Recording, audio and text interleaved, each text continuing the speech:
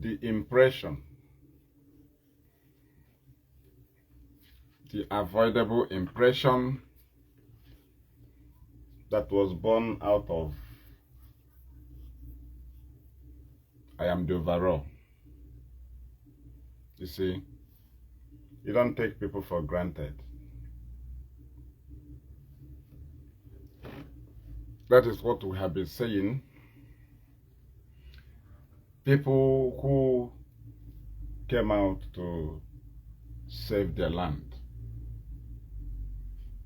and everything must start somewhere. And people have already been built for such thing. We gathered when we hear Biafra. Biafra, that's what we had. If Nnamdi can start talking without mentioning Biafra, people are still talking today. People are talking. We cannot put interest. Biafra is not a personal body's business. A personal business of anybody. When you want something to be done only by your own wish, don't bring the interest of the people. If you bring the interest of the people, if they gather, they will tell you how it will be. Biafra is the interest of the people. When we had Biafra on Radio Biafra by Nnamdi, we came. That very Biafra. Today they are trying to keep it aside and say you had Nnamdi. Have people not been talking? Have people not been talking? What attracted us is Biafra. We came to restore Biafra.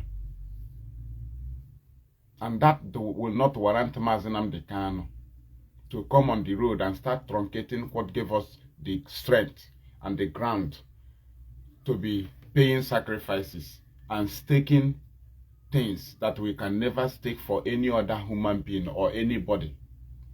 But we staked it for Biafra. We came on.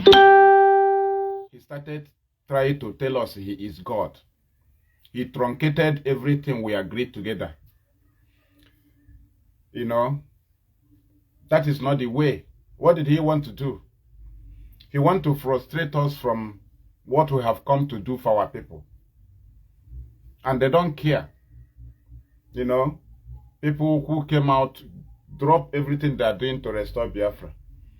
I know Katazie, if you know that you can frustrate us with something that will only favor you, that will not favor anybody.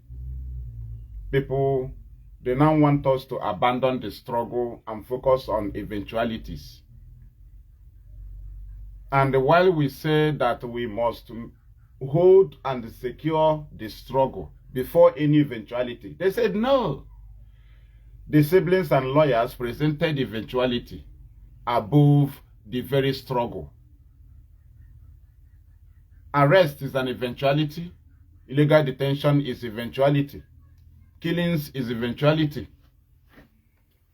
Disappearances are eventualities. Disobedience to court orders are eventualities. None of these things can override our struggle. None.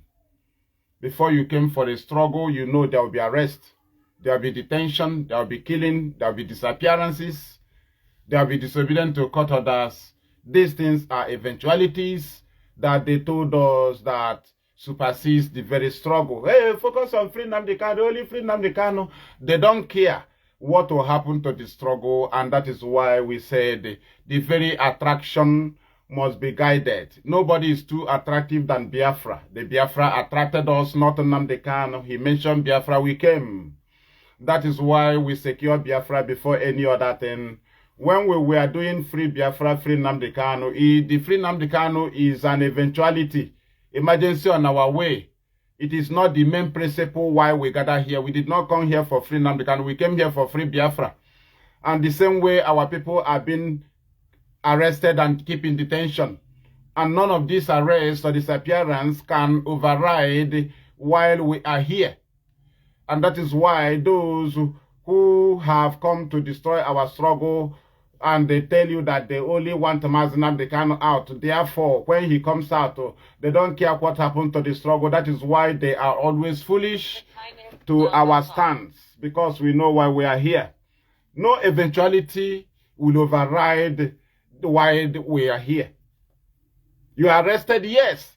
What will save you is the struggle. You are kidnapped, yes. Somebody was killed by the government, yes. It is the struggle. So why should we, on the process of crying or fighting to bury the person or to free the person, then will now destroy the struggle that attracted the government? What we had was Biafra. And somebody mentioned Biafra. Nnamdi Kanu mentioned Biafra on Radio Biafra. And we had Radio Biafra. And we came out. And we have been doing this together. And we came on the way this time. He imposed his siblings and family on us. Not just that, he neglected every powers that was bestowed to every office in IPOB. Imagine a wide organization that had been suspending and expelling. Who knows that somebody may run out of patience in the IPOB ideology, and the person may be going contrary, the person may be suspended or expelled. It shows that we guide our fundamental principles. That is to say, we don't allow negativity. But upon this very stand, the leadership of IPOB suspended and expelled people as normal they have been doing when Nnamdi Kanu was here. They are the people who discovers people's faults, not Nnamdi Kanu. They are the people who looks into matters and finalize on suspension or expelling before it will get to the table of Nnamdi Kanu. These people have been working. These are the head of departments and continental reps who have been presiding over matters and concluding on matters while Nnamdi Kanu was here without being in detention. Things have been going on. But he's in detention. The people who go do the same thing that our people did and they were suspended. People did it. They were suspended. Some of them was expelled. And the Nnamdi Kanu nullified every of the suspension and expelling. That is a very neglect of every arms of, what is it called? Leadership of IPOB. A pure neglect. Neglect and insult. Complete insult. That people presided over organization for 5 years in your absence, and everybody that was faulty, those that are stubborn, those that risk the life of members, those that pointed hand at members and they were arrested or killed, those who killed our members because they doesn't support their criminality of Simon. Then they were suspended or expelled, and then Nnamdi Kanu said they should return all. Against to do with who? To join with people they have pointed hand for them to be killed. To join with people and to do what? You nullify the genuine stance of the people. You want to criminalize the very genuine stand of the people. People who at their hand have been soiled with blood of our people. People who have willingly destroyed our communities. Not by emergency, it was an intentional act that these people carried on terror in our communities. Some of them were financing the terror from abroad. Some of them was clapping, some of them was mobilizing through phone calls. And some of them was after the life of people who refused to join them in criminality because they call it Biafra. After these things happened, anybody that sympathizes with them, anybody that joins them from IPOB was suspended and expelled. And then Nnamdi Kanu is still in detention upon conviction. He said all of them should return and go back to their position. That is a very serious insult and neglect and complete slap to very fundamental stance of the people who said that we are here to save our people, not to kill them. Who, when we have witnesses of the killers of our people in the name of Biafra, we suspended them and expelled them and sacked so many of them. And you nullified every stand, the genuine stand of the people, and you think we can do agitation under criminal gathering because Nnamdi Kanu said it's impossible. The very stand of the people is what we maintain here, and we maintain it strongly. What we say is that we are IPOB that maintain the fundamental principles of this very struggle that says we come to save, not to kill. Simon and their gang killed our people. Today, both Madam Bridget, Bridget Okafor. Bridget Okafor was among those who killed our people. If you are Biko, Emeka Livingstone, Madam Bridget, Father Odimegwa, Aloy Ejimako was coordinating Simon from the conversation message of Aloy Ejimako with his Simon. He was even telling him how to compose tweets and suspend 2 weeks sit at home. They were in conspiracy of the terror in our place, and that is why they cannot allow each other to go. They must make sure they bring all the perpetrators together in the name of hiding them in IPOB, and that is why we say no. We had Biafra, we didn't hear Faruku. We had Radio Biafra, we didn't hear Radio Faruku. So don't impose Nnamdi Kanu as the attractive. No, he wasn't attractive. The Biafra he presented was attractive. I don't know how people think. People have been talking, they are not attractive. The attraction there is Biafra. And the next was the peaceful agitation. That's what attracted us. So when you are now collaborating with criminals and you want those who came for peaceful agitation to remain with you because Onyendu said, people cannot be double standard like everybody. People who believe in the peaceful agitation, saving of the life of our people, can never agitate in any conjunction or any margin with criminals like autopilot. It doesn't matter how the person paints his face. A criminal is a criminal. Terrorist of our people is terrorist. We don't do with them. It is against the reason why we gather. So if such thing was presented to us, we cannot gather. Therefore, you cannot come on the way and you truncate the reason why we have been here. And that is why we say we can allow you to continue with the criminal autopilot, and we cannot continue with it. Therefore, we have brought IPOB into institutionalization that we can move as a people, that we are now loyal to the people, not to an individual or a body. We are now loyal to people. Our people can now have access to ask us on what is happening, unlike before that we lock them out. Only IPOB will talk. No, it is now institutionalized that as we confront the enemies, our people have the right to question us and to come into the matter. Today, we are... Thank you. Incoming call, OLMS. Do you understand? So, some of you who don't even know what we are doing, at times, when they come emotionally, they'll be telling you, they will say, I will sign with Nnamdi Kanu, or we sign with US. When time goes on, do you understand? That is what we do. The best thing he gave Nnamdi to do the right thing.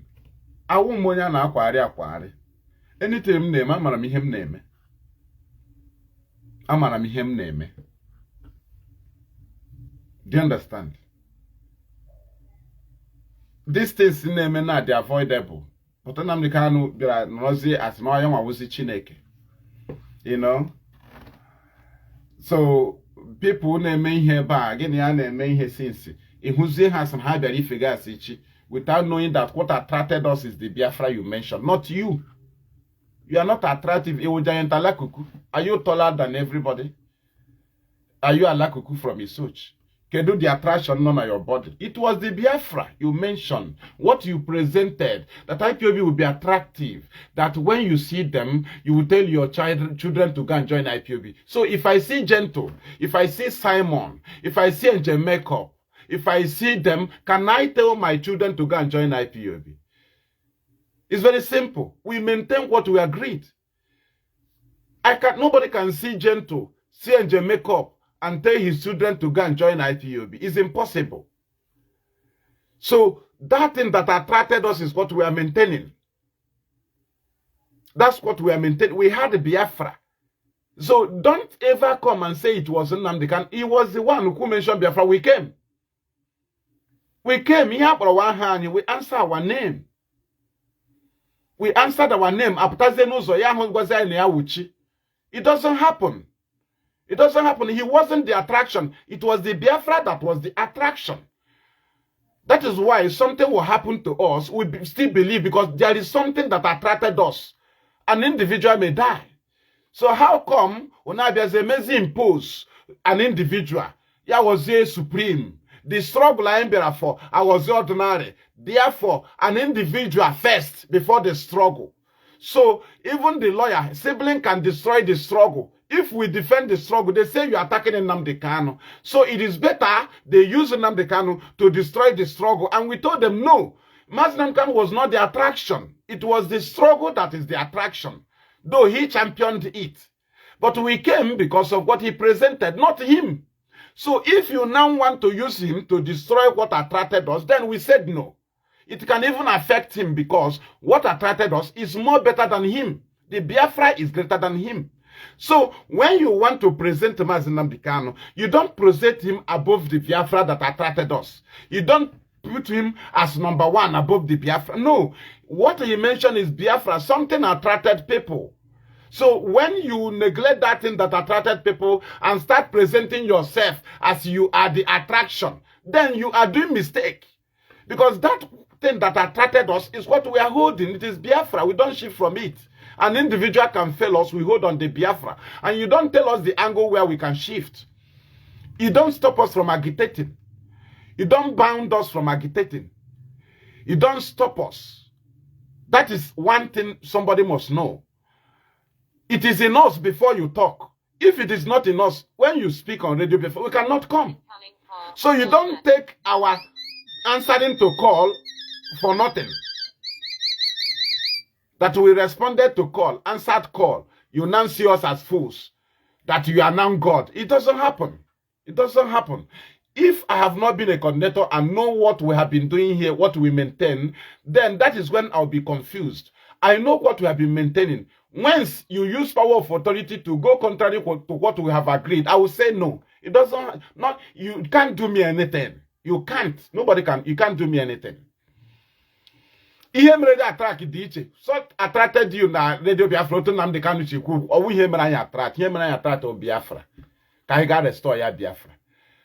I cannot abandon everything. Pụta n'ụzọ na ese m lawazie. Ọ naghị eme eme when you are wrong. In the wrong. Completely wrong. The supreme I nwere na this thing o Biafra. Biafra is the supreme. Individual is not supreme. That he overrides the very agenda why we are here. It doesn't happen. Some idiot who just say, we wait for Nnamdi Kanu to be out. That's our idiots. They didn't give him na radio.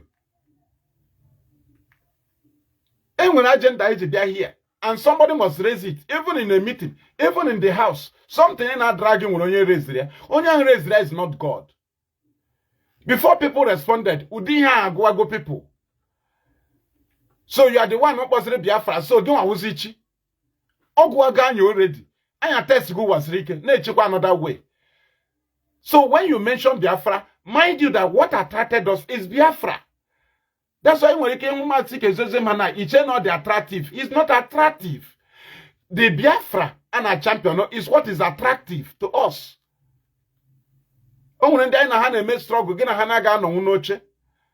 Something attracted us together. So maybe as the name imposed Nnamdi Kanu, yeah, this is above the struggle, above the Biafra, then you are mistaken. We can drop him and hold on the Biafra. Some of you, no, we were not foolish. We had Biafra, we came. So if there's a saying, Nnamdi Kanu, Okurumakan, or Yonekuan, or Akuki for Konako, Ben Rolia, Kayoku Biafra. Biafra is our own. And just here, you can't have Messiani as idiot. Because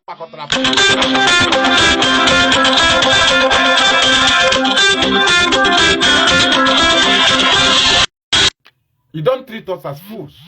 Because na olu mmadụ biaze eziokwu anyị achọdị ime onye ebe onye ahụ just that na onye ahụ kwuru Biafra so na apụtazie hụzi anya as idiot ejideze Nnamdi Kanu lawyer ndị lawyer na ụmụnne ewerezi our struggle as foolish thing. Ekwute ha sị no Nnamdi can have the final say. Final say ka iji truncate what attracted us here. Nnamdi can or the attractive more than the Biafra. Or the attractive. Ọ bụrụ na okwughị Biafra, will he attract anybody? Will he attract anybody? Have people not been talking? People, ndị mmadụ anaghị ekwu okwu. Ihe na-ekwu okwu awụghị the interest of the people. Ikwu ha interest of the people, people will gather. And when people gather, you don't take them for granted. You don't take them as fools. Because na ikwulitere ihe na-akpa ha apụta. Na ikwulitere ihe na-akpa mmadụ ya apụta. Ozugbo ọ pụtara isi na ibido ime as idiot. Ihe na-akpa anyị freedom. So we are not mistaken that somebody raised the point. Bido kwuwe otu anyị si chọọ apụtazie n'ụzọ ya gwazie na ya wuchi. Ya gwazie na ya wuchi. Lecha ndị gburu anyị, say join ya together with ndị gburu anyị asị Chineke ịbụ. Ka anyị join ya together with ndị gburu anyị ka na-egbu anyị, ka na-agwa anyị otu ha ga-esi egbu anyị. We create the impression. Unu si na ọ na-eme eme. After how many years, mmadụ apụtasị ga stand with Nnamdi Kanu. Iche na the glory cannot there.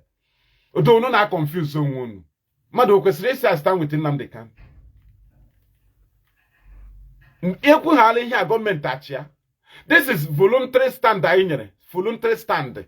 Ka mmadụ na-apụtasị abịa akpọ mmadụ ole na-achịkọta n'onwe unu menu video. Ime video isi stand with Nnamdi Kanu.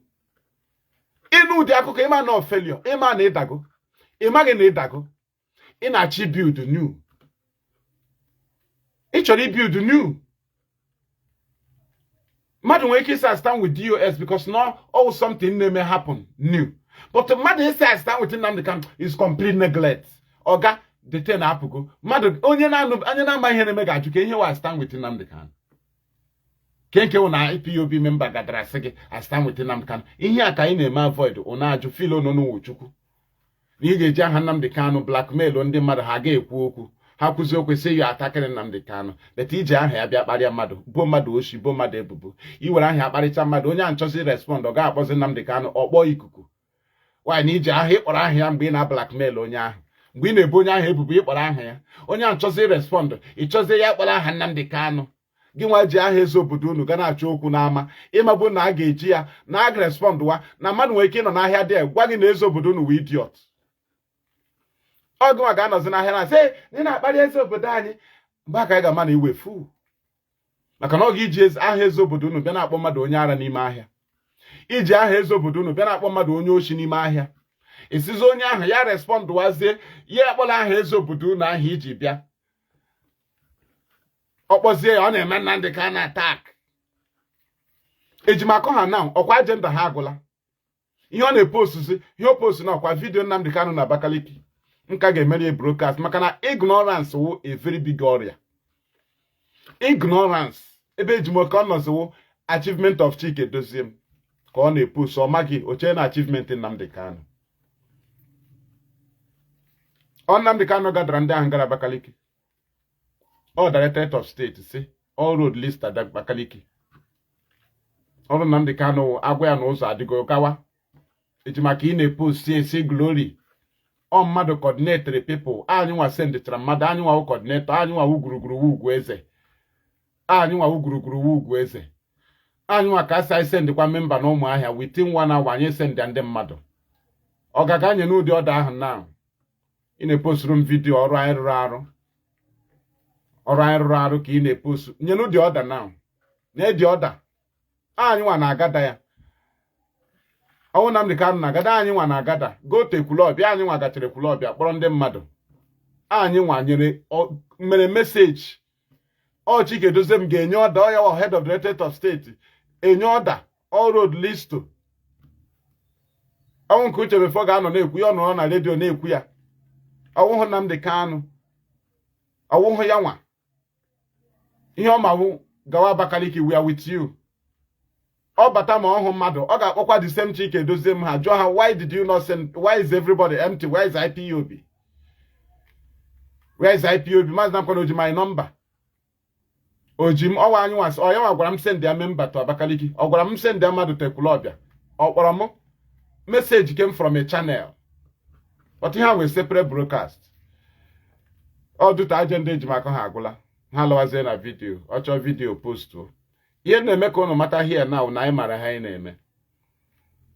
Right? Thank you. Aka emechakwa, ị ga-emecha yọwa this image anyị na-esecure na. Abịa na family ekwesịrị inwe onye nke ọ na-awụ abịagodo asị na onye a mba hapụ na onye a ka onye a mba na onye a pụtara ka anyị kwuo okwu na ndị nke a dị oke na ndị enwe onye nke a dị oke na ọ ga-ekwu okwu. O nwere ka a na-asị na chọkwa ya n'ebe ahụ na chọkwa ya na mata even ụmụnne ya gwa ya agawa ya abịakwala na this matter. Ọ bụ na anyị nọ na this struggle, the only image anyị ga-enwewe image under Nnamdi Kanu mmego collaborate with autopilot nwanna anyị enweghị image. Nigeria ga-akụ anyị mgbe ọbụla chọrọ ịkụ anyị na a ga-akrosh anyị. Ị hụrụ this standard image anyị na-ekip criminal free image IPOB institutionalize emecha ị ga-achọwa ya. Onwe ihe a na-arụ ọchị but ihe m na-agwa gị mmadụ agwakwala gị ịchụwa mmadụ gbuo mmadụ maka na o kweghị gị maka mmadụ ikwesịghị fọs mmadụ ya soro Nnamdi Kanu. Mmadụ agwakwala gị ịga ọgụ onye gwara gị fọs mmadụ soro Nnamdi Kanu gwa onye ahụ na ihe emebigo. Onye gwakwara gị na onye a na-eme Nnamdi Kanu attack ọ na okweghị eso Nnamdi Kanu na ọ na-eso DOS so na gị gaa mee ya attack ọ gị gbuo ya gwa onye ahụ na-ezighị ozi si ya na ihe emebiri na ihe dị otu ahụ ekwesịghị ime na ọmakwa onye dị ihe a na onye a believe na Nnamdi Kanu before onye a na-ekwu ihe dị otu a na onwe ihe dị wrong. So ekwele ka mmadụ yuzuo gị just chere time. Onwe ndị ka onye ka echa m na ụtọ ha sị ọ chọrọ ichenji zone nsị ọ ga-cool down. Enweghị ị na-echenji nọrọ ebe ị nọ within some time a matter position. Do you understand? Ma enwebe ụdị stage a mmadụ agaghị akpachapụrụ onwe ya anya mmadụ agaghị ị ga-ewere mmadụ ibe gị as idiot. Anyị nwa anọghị na coordinate members anyị ma otu anyị si apa mpa members. Nnamdi Kanu bachagodo mba na redio anyị bịa na zone anyị agaghị abara members mba. Otu ha shigada ka anyị shigada anyị ma otu anyị si eme anyị ma otu anyị si agaghị this IPOB members. Nnamdi Kanu agaghị nwu ha. Nnamdi Kanu enye ha members anyị ya ọskat aha otu o si ekwu okwu na redio Biafra oche otu ahụ bịa na zone bịa mee ha the zone askata ọ ya kwucha zone na ọ na confusion anyị ejiri nwayọ kulu dị zone anyị nwa na-ahazi zone ahụ members anyị na-ahụ na anyị ji ha pụta na-ekwe akọwara unu ọfụma. Do you understand? So olee otu a ga-esi na-eme ihe dị otu a emegide erute na steji mgbe anyị merichara ndị iro anọkata onye isi enweghị ihe o were struggle ya onweghị ihe o were dị ndị struggle believe ya na o ji power na ọ chọọ echi ọ chụpụ mmadụ ọ gụchala ị chọghịzi ige onwedu ndị nọ na position na-asị gị na ihe adịghị ma ị chọghị ịma ihe ma ọ na mgbe ọbụla ị chọrọ iwepụ onye ahụ. Kedu onye na-arụ ọnụ organization like that? Sọsọ ihe karịa obiwo onye nwere power to remove and to appoint. Ị na-agwa ya na ihe adịghị ma ọ chọghị ịma. So how can we continue with such after hearing ha gwa gị na supreme? Do you understand? So it's just like Nigerian politics. Ọ naghị ekwu omume and anyị agaghị ekipụ such image. Anyị nwee only that one image. This ihe ha na-eme na Sokoto ya wụ ya nwa ka anyị nwere na ọ ya nwa ihe anyị ji aga freedom nwanne anyị tọrọ atọ. Gọọmenti ji ha n'aka mgbe ọbụla a chọrọ akụchapụ onweghị ị ga-eme. Ọ bụrụ na anyị join autopilot otu Nnamdi Kanu ha shi position na kedu IPOB ka ọ ga na-achọ na kedu IPOB ka ọ ga na-achọ echikwa ọnụ ka ga-achọkwa anyị nwa. But ihe ga-enye gị nsogbu na ị na-achọ onye ị ga-egbu duto join gị ma ọ na ị na-akpọ mmadụ na phone na-etretin ya. Ị need gị join ị need gị bịa force one mmadụ na chọọchị ọmhụ ihe chi gị na-ememe soro gị. Adịzịla force ụnụ awụkwala ndị Muslim na-alụra Muhammad ọgụ ma ndị Kristian na-alụrụ Chineke ọgụ. Aga m ekpechara Chineke ekpere ihe m chọrọ ka o mere mmadụ kwuo maka Chineke mebido lụso onye ahụ ọgụ. Chineke m na-ayọ ka o nyere m aka onye na-aga egbu ndị iro ya. Chineke m ma na ọ ya ga-azọpụta m ọkwa ya mkpa m na-ege egbo nwere onwe m ọgụ m na-aga alụ nwere onwe m Chineke ga-alụ m ọkwa ya. Mmadụ alụsawazie Chineke ọgụ ise dị m ga-echere Chineke ka ọ lụso onye ha ọgụ ma aga mụ na onye ha lụọ ọgụ m gwa ya na ọ na-akparị chi m. Ịma na iwe fu ọ bụrụ na ị shichara ike otu a ịlụrụ chi gị ọgụ, gịnị mere iji ayọ chi gị ihe? Ịma na iwe fu mmadụ na-alụrụ Muhammad ọgụ ma ọ alụ ọgụ na blasfemiri Muhammad ya ga-agbuo mmadụ. Muhammad a nwere pawa mmara na blasfemiri ya, gịnị mere o bu ụzọ gbuo onye ahụ? Ị lụọrọ Jizọs ọgụ na ọya nwa na-egbucha ekwensu niile, gị na-alụrụ ya ọgụ ịmagbu so onwe pawa igbu onye nke a beta ọ ga-egbu ekwensu. Ị ga-anọkwa ebe ị na-alụ Nnamdi Kanu ọgụ igbuo mmadụ. Unu chenjie mentality unu. Onye na-alụrụ chi ya ọgụ, chi gị enweghị ume. Ị na-alụrụ chi gị ọgụ, chi gị dị useless. Ọ chi gị kwesịrị ịlụrụ gị ọgụ. Agwacha gị otu Chineke si dị, mmadụ apụta kparịa Chineke, ị kwesịrị iwe iwe. Ọkwa agwa gị na o nwere ume, na o nwere ike, na ọ na-efere iwu ya, which means ọ nụrụ mgbe onye a na-akparị ya, o nweghị o mere, ọ gị nwa na igbuzi ya na ọ kparị chi gị. Gịnị ya alụwazi ọgụ? Nwanyị o ji akparị chi gị? Ihe eji ekwu maka Nnamdi Kanu. Gị nwa na onwe Nnamdi Kanu na-ekwu maka Chineke na Baịbụl, ekwu onye ọbụla, ekwu maka mmadụ niile, egburu ya.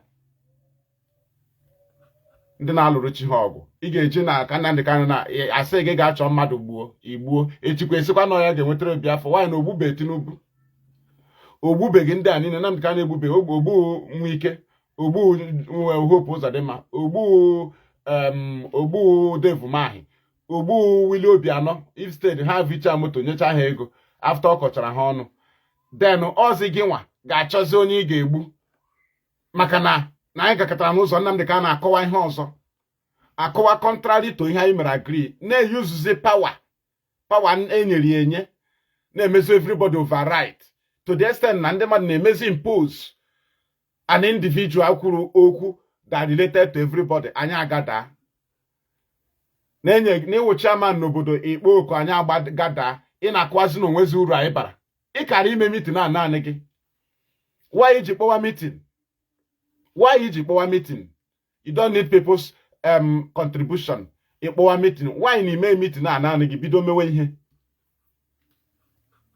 Anyị agada elele ndị na-enweghị idea ihe anyị na-eme, just na ha wụ lawyer ma ọ na ha wụ relative, were ha mee impose on us, hapụta ha akparị anyị because na o nwere onye dịrị ha nwere power to remove and appoint. Ezigbo mkparị na people preside over IPOB for 5 years in your absence. Ndị na-aka ha nọ n'ohi ma ndị ohi mere attract achụpụ ha, ị nọrọkwa na nga ebe ka nọ si ha niile ha return nụọ. Always serious neglect. Aga m emenwe agitate under such person. Aga m emenwe ya.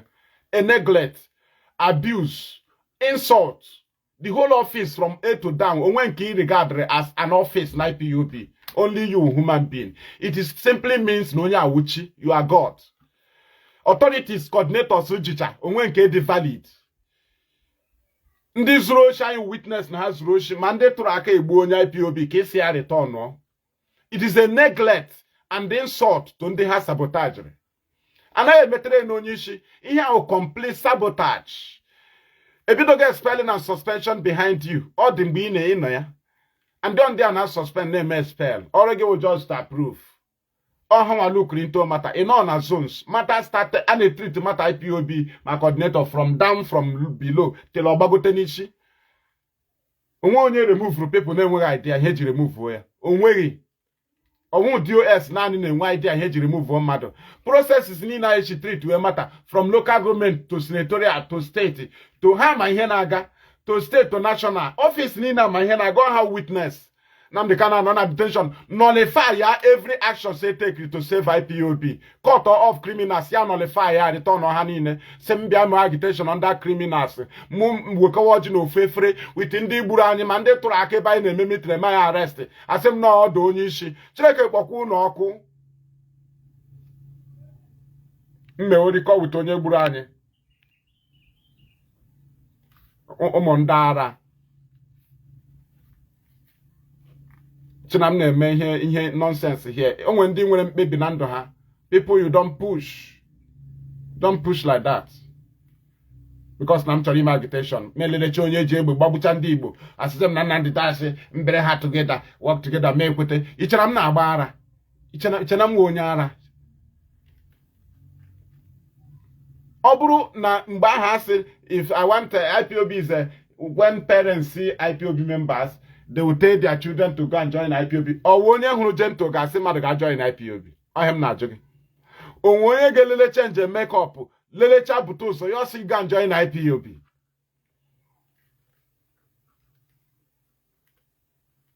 Onye Biobia mere Nnamdi can impose. Or ya waka eje put all Biafra. Biafra will collective interest of the people.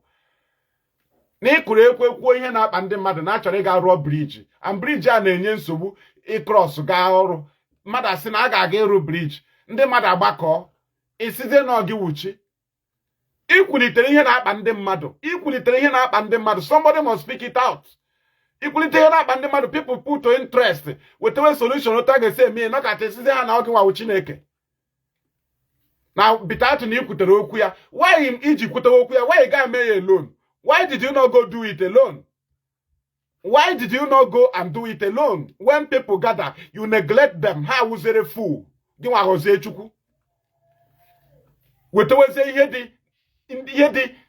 is strange to IPOB. Gesim na mga honye no na nga nji unwu leader. Ya na wete ihe dị strange. Madikwa Biden na ele ya. Mama you know na me na abano na mado. Somebody can need freedom. Mado.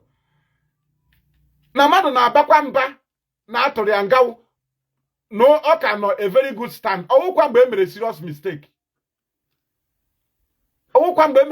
mistake Nnamdi Kanu nwekwara mistake.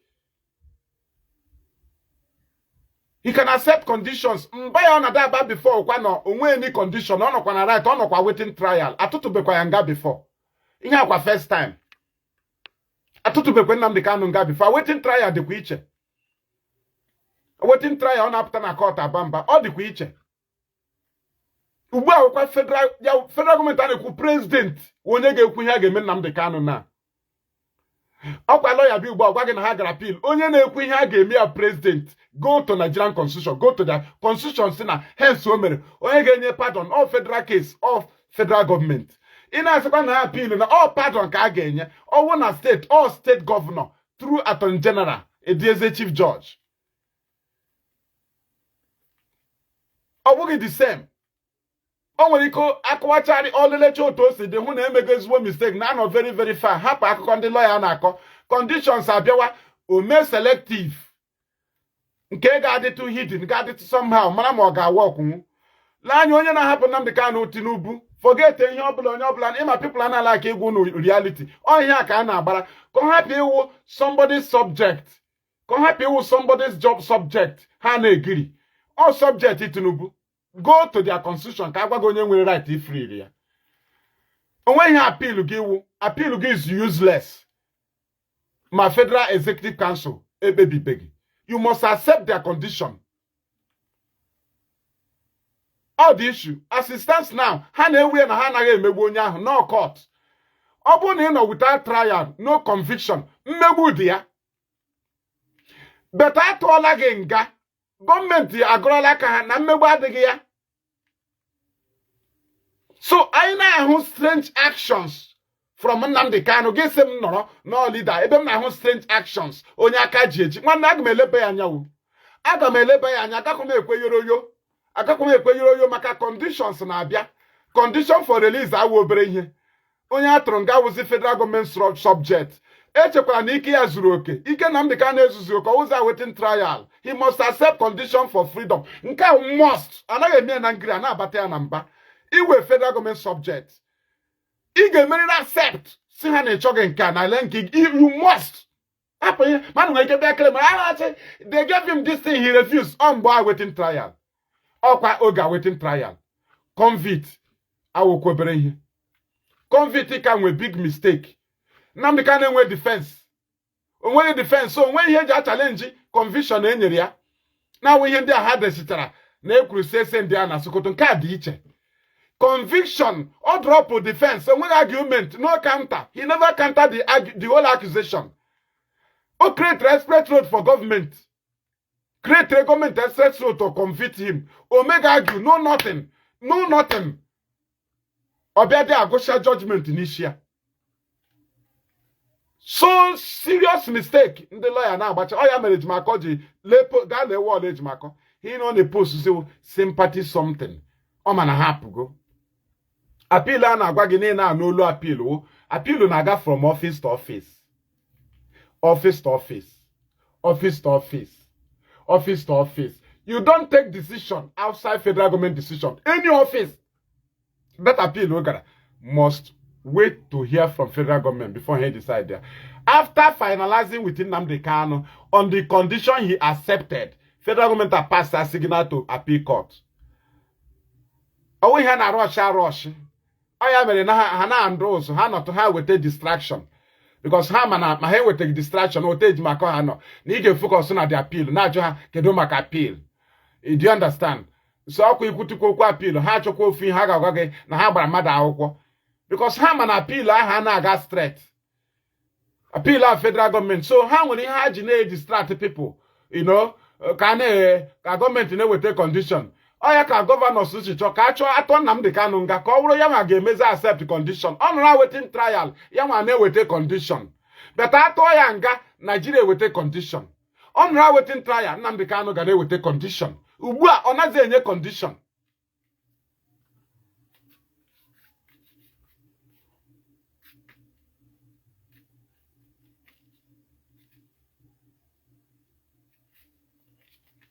Do you understand? So all the echo to Nnamdi Kanu na I got after struggle with Obi in I got also your frustrate because na on a make strange things I say amba. Nnamdi Kanu kwesira otu ono yo cool down at chose or dopotea. Ya no de ho na drag your power onye na apụtabegi. Power onye ga the authority. I have better here. We have better here. Omo akon be confused. No gara appeal. Omo akon na onye kon na gwara appeal. Appeal anyi nwa agaghị ekwe ka dance another conditions. In that express road, Nnamdi Kanu ha na dance lawyers ụfọdụ condition enyere ya awo ya wa na-eme all lawyer ga-eme. Some condition Nnamdi Kanu ji apụta some enyefere lawyer without the consent of Nnamdi Kanu. Otechikwe nye lawyer if you free him, you will take the glory that you free your client. So lawyers are na-eme nke ha. Ha chọkwa n'ime nke ha, ha convince Nnamdi Kanu ka o kwete na nke ha. Conditions enyechara lawyers for their own glory na ha free their client. Abịakwa Nnamdi Kanu condition ya ọ ga-eji apụta. Ma ọ naghị eme nke ya, lawyers a na-eme nke ha ka ha rie glory. Ụmụnna na-eme nke ha, government officials a na-eme nke ha. Ndị enyere condition for his freedom buru ibu. Nna ime nke anyị free ye ya, ime nke anyị free ye ya. So ụta anyị nọ here na DOS nọ na ọgwa anyị na-efesi buru ibu. Oya mere anyị ji watch onye ọbụla ma Nnamdi Kanu ya na ha spare anybody. Government cannot pass through him to destroy us. O may allow ka pass through him and destroy him and the government together. When anybody had pass through to destroy us, that is why I sustain the office of leader. Kaimanabi shall pass be destroy the people. The confusion had go recorded. It can happen the man can log dopotagi in a giri. Onya atonga a convictory. Power ya usuru okay. Power ya usuru okay. And a waiting trial in an waiting trial na bamba na court. I'm a good nog nimwe go do grant. Own battles in guy in was a government subject. And they give you a day later. Hey, day later onya atonga. Onya atonga nagada Dutch in Nigeria. Was it light day later? When right, he declare lawyer letter. When right, he ba mother akwụkwọ. When right, he remove mother. Na ebe ka a na-eme ihe.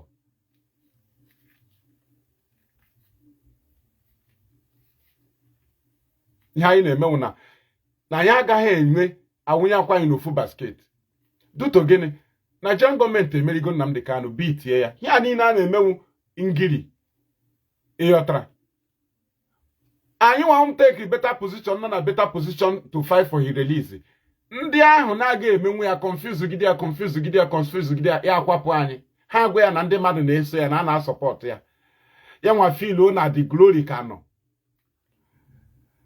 Ka akwapụ anyị asịzi oke. Ọ ịkwapụ anyị awashi. Ihe anyị ga-eme now is suspend the office of the leader.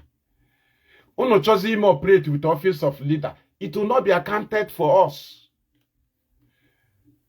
na onye nọ na mmiri na-ekulu down adọpụta ya, ọ naghị anọdụ enye ọda, enye directive oche adọpụta mba adala n'ime mmiri, epushla ya dịka onye na-agba moto jack ya dagide achịbulite moto tiwe hapịa ahapịa otie ebule hapịa ya wee onye na-agba jack tie ụkwụ ya, mekaniki na-agba jack tie moto adagide, ibuli ya nsogbu.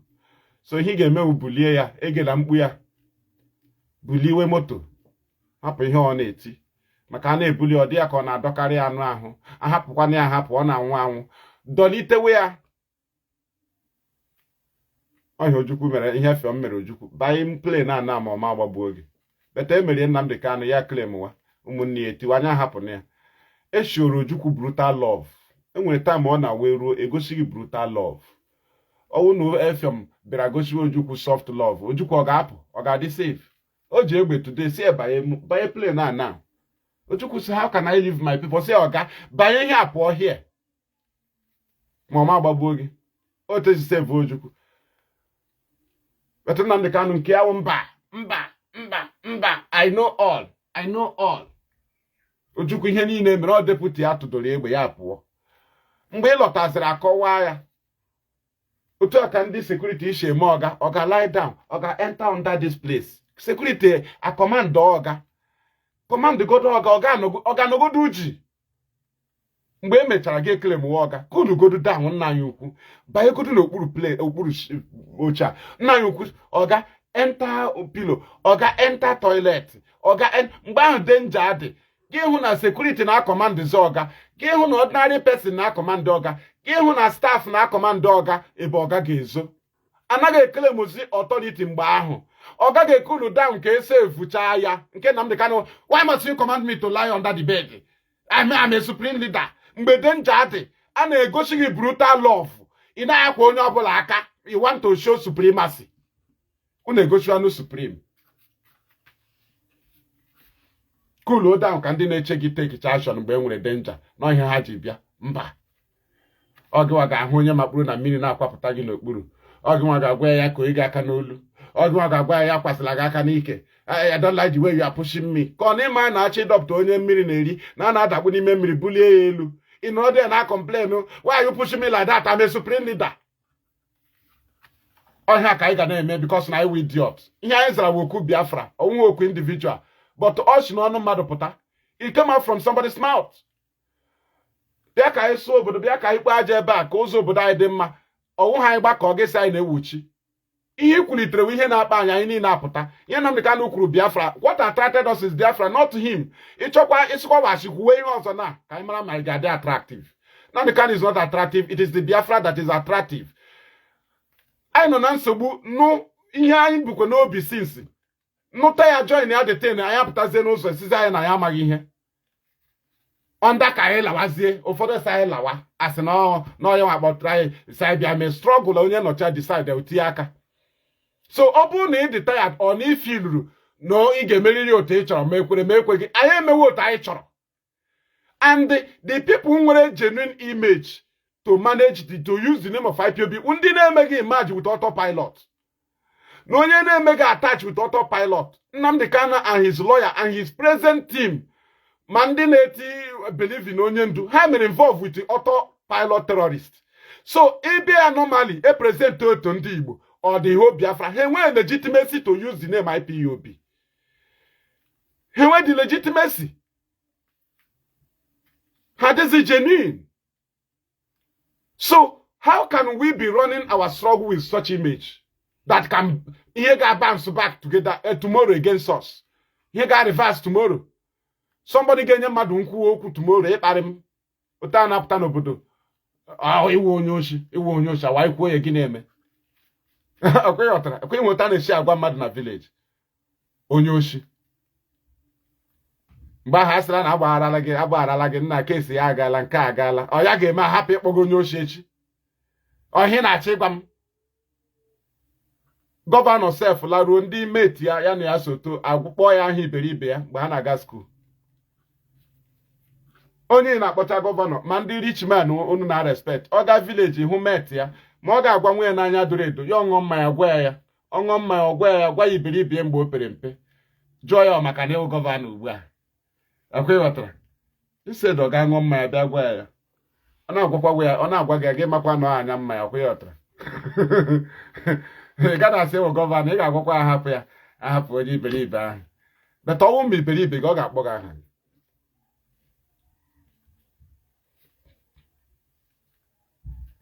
so ihe m ji like ihe na-eme ugbu a ihe ahụ for people future mgbe ọbụla erase the matter that concern the people ha niile apụta ka solve all the problem ọ ga-ahụtala onwe gị na ọ gị nwa dị attractive what attracted the people is what they are facing and what you presented is what they see as the solution ichi respect onwe gị ị hapụrụ ha ka ha mee ihe dere ha ị na-enye ha directive maka gị nwa filu na ịdị more needed ididiri ihe ahụ more than ndị nidiri ahụ ndị azara oku maka ọnwa ha akpọrọ oku enwere ike ị ga-azanwu ime selective ọ bụrụ ndị ọzọ kpọrọ oku enwere ike ị ga-azanwu beta ịkpọrọ oku ha aza then they are more dedicated than gị nwa akpọrọ oku mgbe Wazirike pụtara Emmanuel Kanu agitator Kanu ịwa agitator beta awụ man agitator John Wazirike Nnamdi Kanu John Wazirike so today na ọkwụrụ onye Anambra na-edu IPOB Emmanuel Kanu ga-awa agitator ya wuru ofu onye na ngwa ma ofu onye na Ụmụahịa wu leader of IPOB Kanu ọ ga-awa agitator so ka otu si na value na grade my loyalty my genuinity with them I am na joking ni wetere bọọlụ n'ime room nwanne Kanu Nwankwọ ọ ghọzele player ịmabụ na bọọlụ nwanne ya bụ lọta na ị nwere ebe nwanne Okocha mvụsara bọọlụ n'ime room ya isizie na ha niile wụcha super ego player ihe a bọọlụ Okocha vụlatara ka onye a vụrụ desa na room ya ọ ghọzele player oyi jesi Okocha pụta oyi nọmba 10 ọ ghọzele ọgba bọọlụ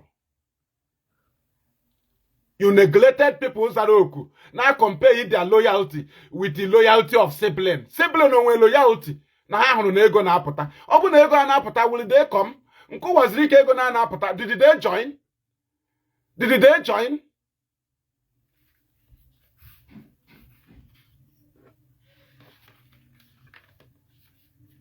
sim na group of people ga-egbucha ndị Igbo ekwesịrị ka ha hụpụ ha ka ha kwụrụ ka Igbo na ka ụwa niile na-ahụ ndị gburu anyị anya Nnamdi Kanu enye ọda CDOS ha zogbuo ndị gburu ndị Igbo n'ime IPOB join them together ọwụ asụsụ bekee bring them together is unity n'ala Igbo maka na anyị na-adọ Biafra apart from Biafra anyị ga-apụnish onye gburu onye Igbo gwazienu ma na individual nwere right to forgive onye gburu onye Igbo Nnamdi Kanu individual ga-enwere right Ojukwu na-enweghị right nwere right forgive onye gburu ndị Igbo all the people they affected ga-ama otu ha si cleanse obodo ha mana otu ha si manage mana otu ha si erase obodo ha destroyere achụpụ ha n'obodo ha damage ebe ha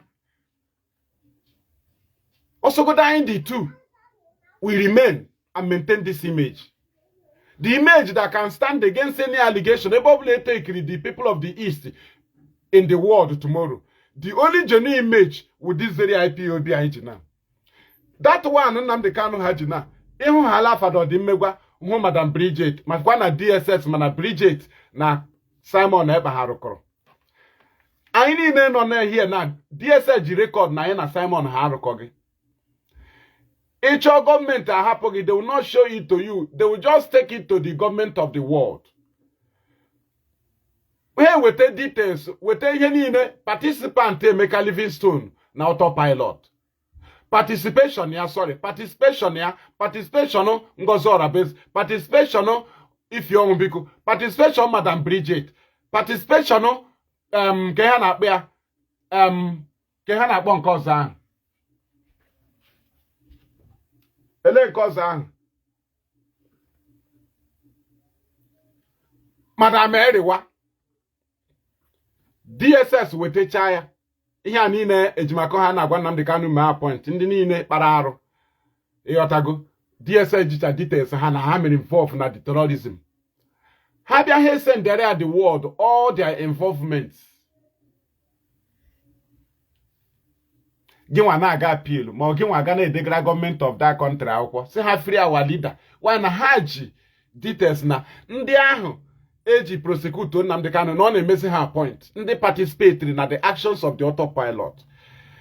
You know, ewepụta ya n'ihu gị ibido sụwa nsụ. He got to government of the world and they will take it. Say, look at this woman, Madam Bridget. Can you see her conversation, her call, her contribution during fundraising of autopilot, what she contributed?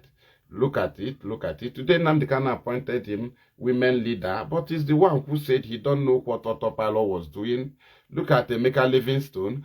More now, I can bring you what Livingstone wrote. Well, give you the video about the Kumaka government in Ezra Simon. Do you understand? Iju ekwensu iju ọrụ ya anaghị eme ihe niile guy claiming lelekwe ndị gburu ndị Igbo ka asị anyị hide ya n'ime IPOB ka ọ bụrụ na emere obe a na-ezogbu ndị dị otu ezogbu hapụ ndị a ka ha dị ndụ ha gafee atụọ ha aka si na onye agbụrụ onye Igbo ị na-achọ ka ezogbo na IPOB lekwe ndị ochi nke ọzọ ka ezogbo na ESN ka ezogbo maka na onye na-achọ ka ezogbo ndị dị otu a mere involve na the thing.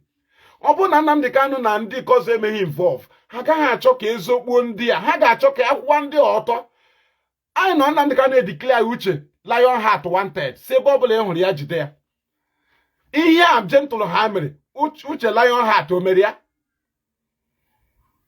the same Nnamdi Kanu pụtara na court sị gị anybody committing crime shall not go scot free. Kedu otu ochi nọkwa na nga lecha ndị a niile committed crime sizie they should go scot free. He said come together, it is unity. Ihe amadi ịghọgbu onwe ya something you were supporting behind ebe pụta na camera ịkọ ihe ọzọ implicating issue. Anyị press release condemn ha eji ofo enye press release condemn ha ejimako ezie ha ozi Nnamdi Kanu ziri ha ezikwe Nnamdi Kanu ozi ejimako ezikwe Nnamdi Kanu ozi Simon oziri kwụwazi anyị nwa na center as fools as idiots. Anyị bịa anyị pụta ya na aṅụ iyi our leader can never be involved. But the stage of Faganye press release, my client don't know what they are doing. Why now the other lawyer, Jimakon and Doti, Makwanya me? Ozoko Magaiba Jurosia, I have asked my client, he said he did not send Simon. But our client sent Simon. The betrayal, the too much. May not less than 800 videos separate Nnamdi Kanu. Yeah, nullify, yeah. Nullify, yeah, I say I might together with them. Isem na mga n'ime ahịa na public defend ya gị nọkwara n'ihu ahịa dị chọpụta na imere ya na m ga-adị happy with you. Ọ dị n'ụlọ ka a nọ chọpụta n'ime ahịa ahụ m nọ na-edefend gị na-aṅụ iyi mechaa taa ṅụọ iyi n'ime ahịa aka nọ dị eti aka na akpa gị sachita ya tikwa aka na akpa gị sachita nke ọzọ gị sị m na mgbe ahụ m were ihu n'ala wit ihere na m were ihere ahụ lawa ọ ga-aga m ala m wit ihere m ga-agwa gị ihe ọ bụla m ga-agwa gị de m ga-agwa gị ya na ịdị very wicked. Maka ọwụ na a na-egbu mmadụ egbukọta mụ na gị betrayal ndị ike a na-edefend ha shi n'azụ na support ndị na-egbu mmadụ abịakwa sị he that is committing crime will not go scot free. Gịnị ka gentle mere crime gịnị mere iji si ya gaa scot free? Why gentle ji aga scot free? Why Emeka Livingstone ji aga scot free? Why Ifeoma Biko ji aga scot free? Why ha ji wụrụ your Biafra vanguard? Ihe kwuru the useless.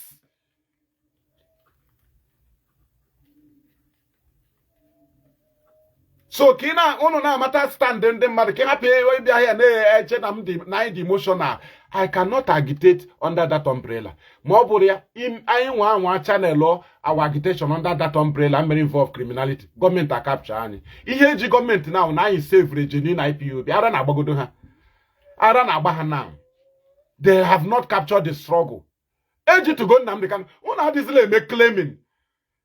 Ndị eji to real life ha mere big mistake eji to go ya after eji to ya the lawyers na ndị otu ha mere involved na criminality a na-achọ ka scatter the IPOB ka next option Nnamdi Kanu ka uzere pụtawazi ọkwa ma na-enwezi IPOB. They are no longer standing with you. You are just waiting your time. Ihe mere waziri ike. Ihe mere waziri ike. A divide ya ma so bụ ya 3 gwazie ele ihe ọ na-eshiziri ọnwụ na ndị ahụ askatala ya ka anyị ji kwechiri here na anyị nọ here now counter to Maazị Nnamdi Kanu's, that is to federal government condition to Nnamdi Kanu. Anyị nwa the counter. Ọ bụrụ na anyị channel otu Sokoto DOS, Nnamdi Kanu ga-apụta n'otu. Any condition gọọmenti nyere ya, ome ọchọ ka o follow ya anyị nwa na counter ya.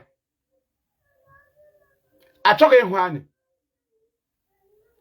Maka ndị a niile wu yororo inwe ejimakọ. Nnamdi Kanu say I want to defend myself. Ya si yororo. Ifeanyi Ejiofor si mba. You can't do so. I want to drop my defense. Yororo.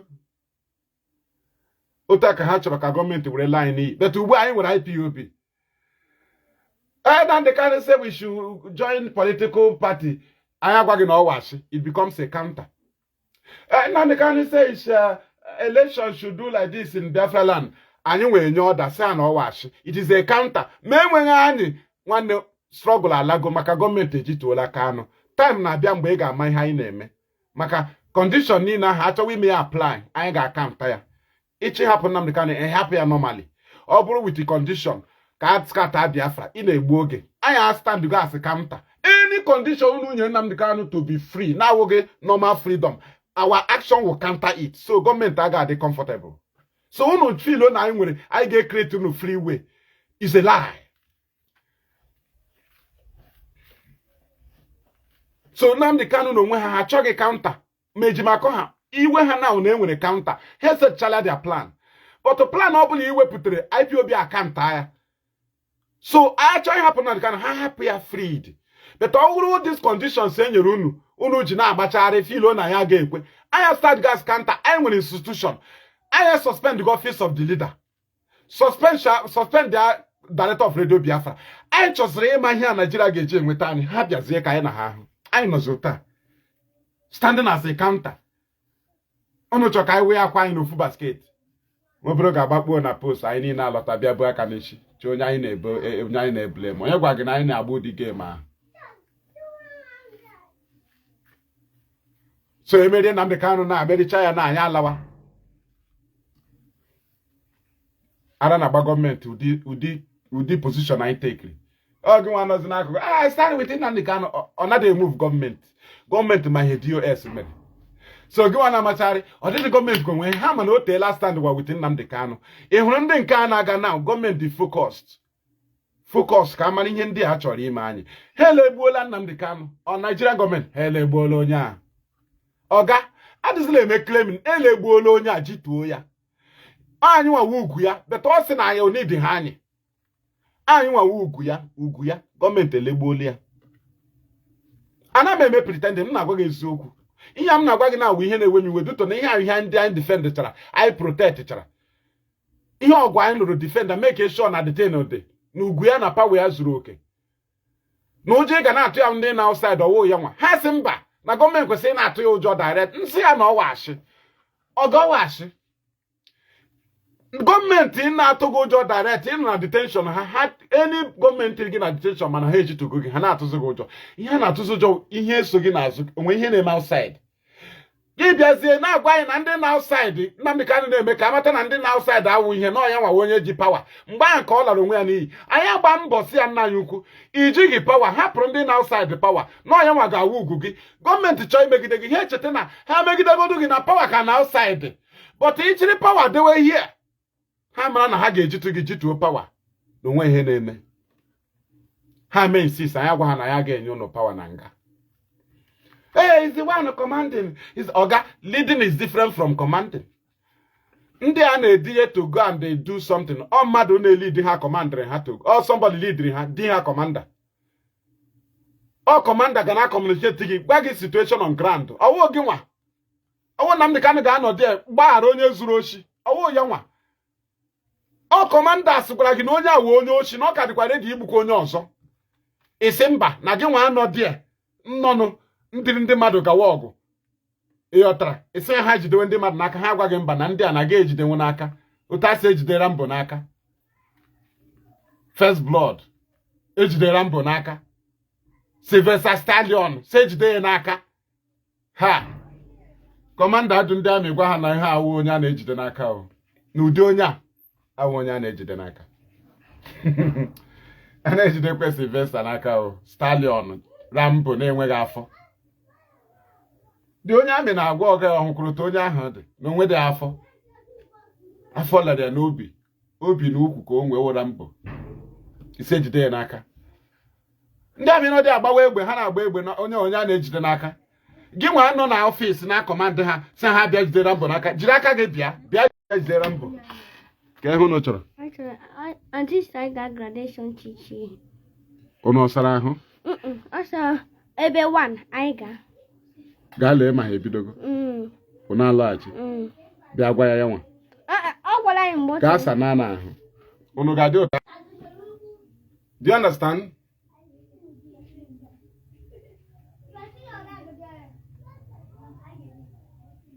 Gọọmenti emerigo Nnamdi Kanu ha kpaa ya ma ndị lọya ha enweghị ume ị na-anụzikwa olu ha somebody bịa ọ na-aghọgbu onwe ya mụnwa ka ị na-eme obiọma mụnwa amanya kesi mmanya kesi na mmanya kesi za kesi mụta ya mara anya ya mara ebe ihe ọ bụla na-aga anụgo m na nga anyị nọ with lifers ndị atụrụ nga mkpụrụ ọka nọrọ with ndị amara ikpe ọnwụ ebe m nọ maximum prison n'Enugu maximum ebe ndị ikpe ọnwụ na-anọ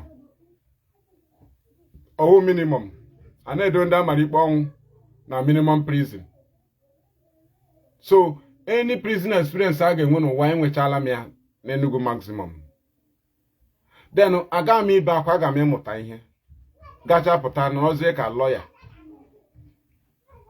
inwe kesi ma gwaghị ending ya gbakwa ihe ị na-aga ime ịdọ maka na akwa ma gwaghị iwu dara aga m agwa gị na eji asụ you draw my cloth ama m ihe ọwụ m gị mee statement na polisi ama m ihe m ga-akpọ ya and ọ ga-eto ogologo ọ polisi ga-akpọkịta gị n'akụkụ na-ajụ gị you know this man you should say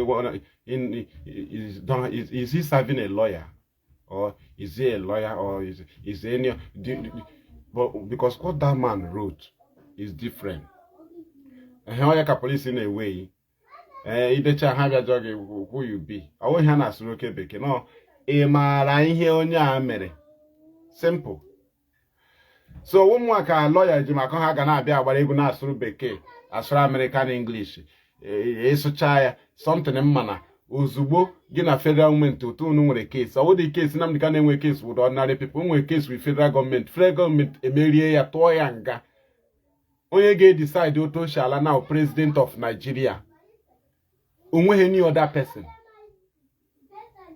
appeal court who president of Nigeria ịghọtara what Ozokome went for appeal is for trashing of charges ọ gaghị appeal for a convict. Ozokome went for appeal for the remaining 8 count charges but ọ gaziri there appeal stroke out the charges discharge the man because Ozokome was expecting if they trash out the remaining 8 count charges we return back to the court of Bintanyako and we would now see that the case file is empty. So he want to empty the case file. He have already destroyed 7 in Bintanyako's court. Now took 8 to appeal. If you don't appeal conviction, now appeal of trashing of charges or stroking out of charges, not the same. Appeal of convict on a state case is different from appeal convict on a federal case. Not just federal case, because federal case is different categories. Like onye gara with electric wire or federal case, but federal government president is not interested. Or vandalization and economic sabotage. Onye gara muo mma na krota ma ụgbata ya ọkụ na krota, vandalization and economic sabotage. Enwete gị na pipeline or anything, vandalization and economic sabotage. And these things are federal high court and all federal cases, but not the president case. Or who case the president?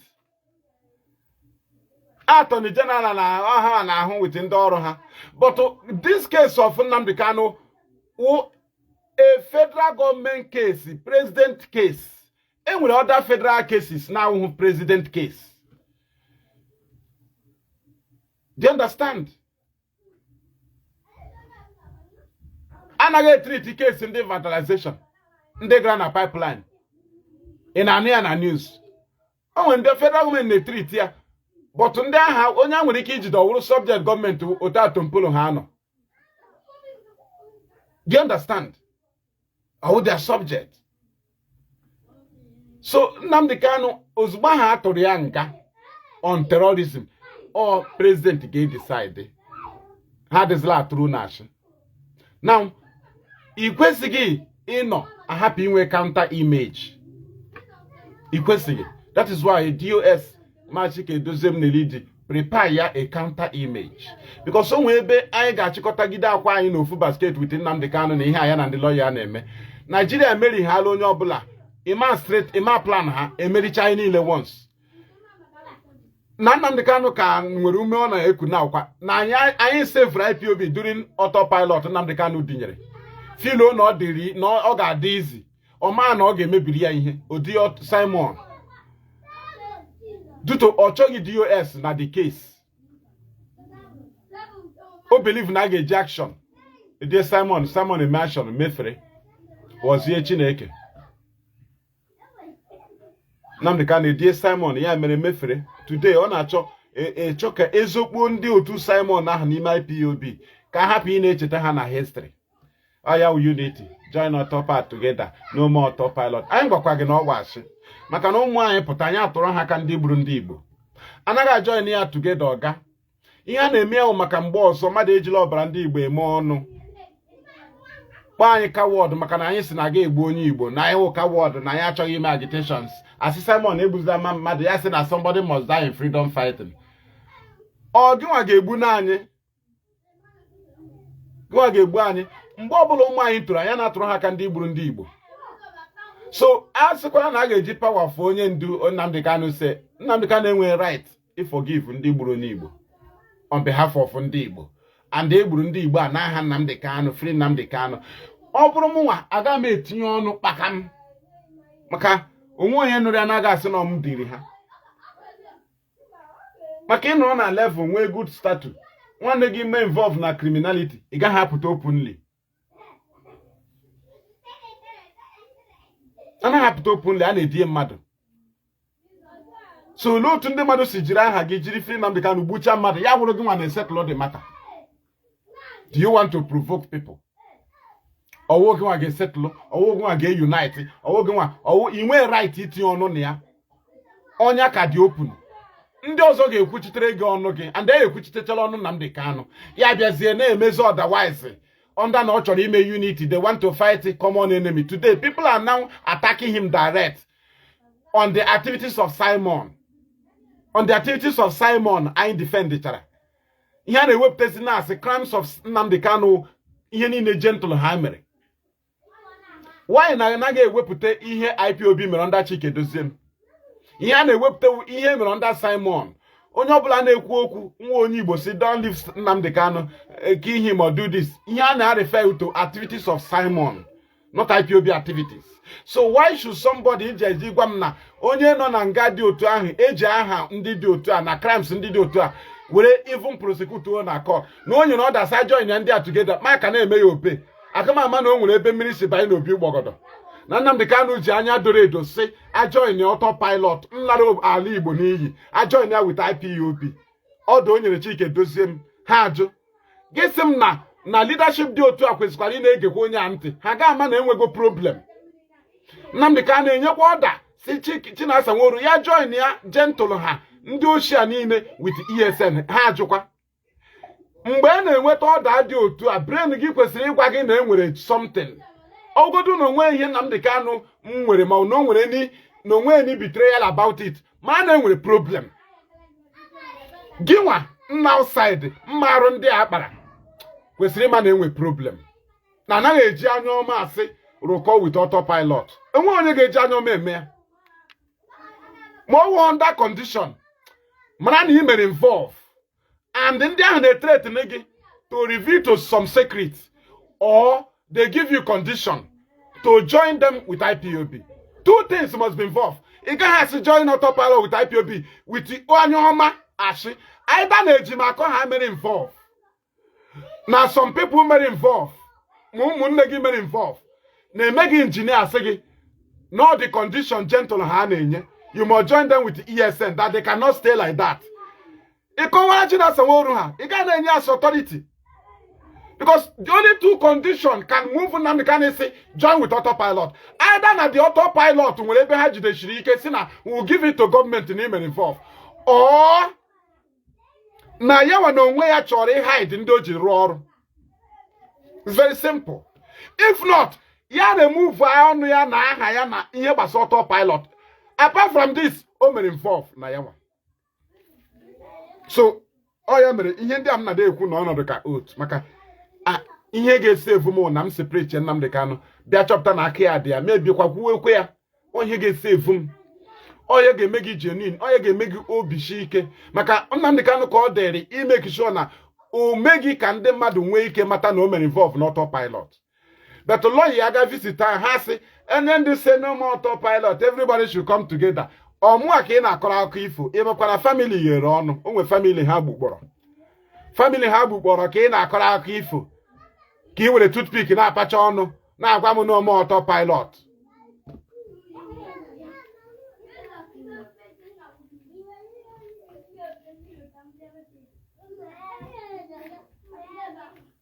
We refuse to kill Igbo people. We became cowards. Hey, you don't want to take action. If you don't want to be terrorist, you better get out. You have to take action. Une take child action. Una chozie isi ka ezokpuzie ndị take action under IPOB. No onye ndu se. Anaghị echi otu ezokpu ndị ochi. Onye na-arụ ọchị ka ozokpuo ndị kpara arụ like this onye mere involve na dị arụ.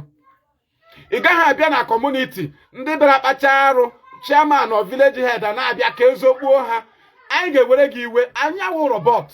Nnamdi Kanu enwe right izokpu ndị gburu ndị Igbo. Nwe right ya. O nwe right ya. Ya nwe atụala that means no ya dinyere ha. Ọ na-rush to hide them. They are unhideable. Autopilot, Simon and their gang are unhideable. The image of IPOB can never hide them. Crime is crime.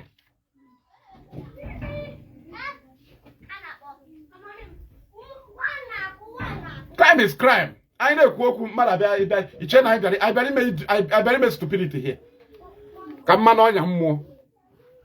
Man on your more get on them enjoy. Go time one and I made religion believe in nature. Each and I'm giving a wound kunu team on your more. Something the moon tell you remain. Be a chapter name, my gauge one man coop the queer. Ha!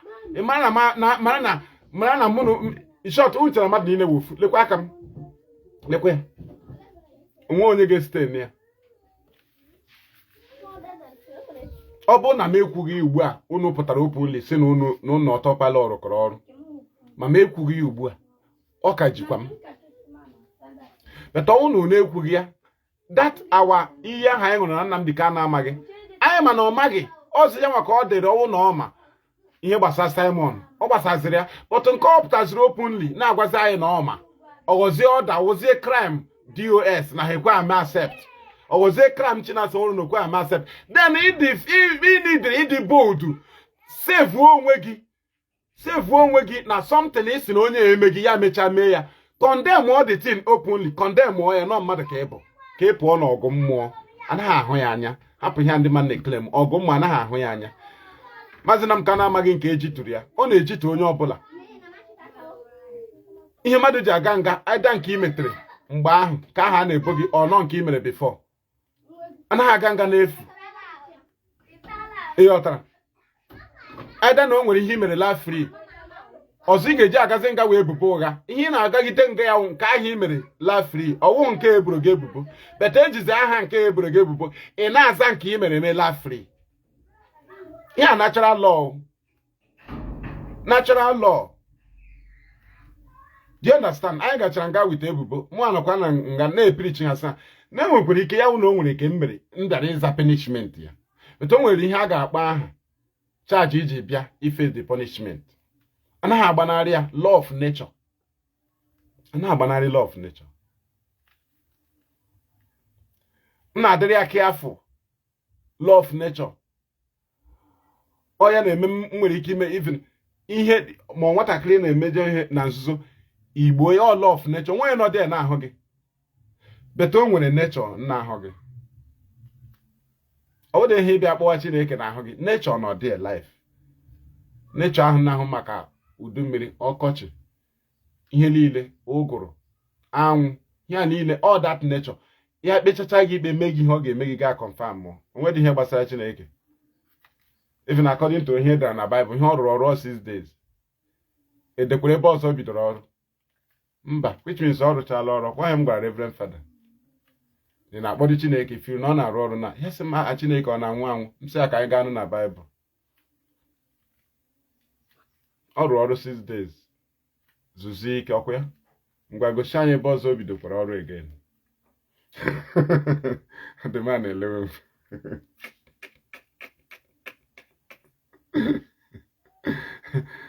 Nzi a bido ọrụ again na o keziri ọrụ n'aka ndị angel.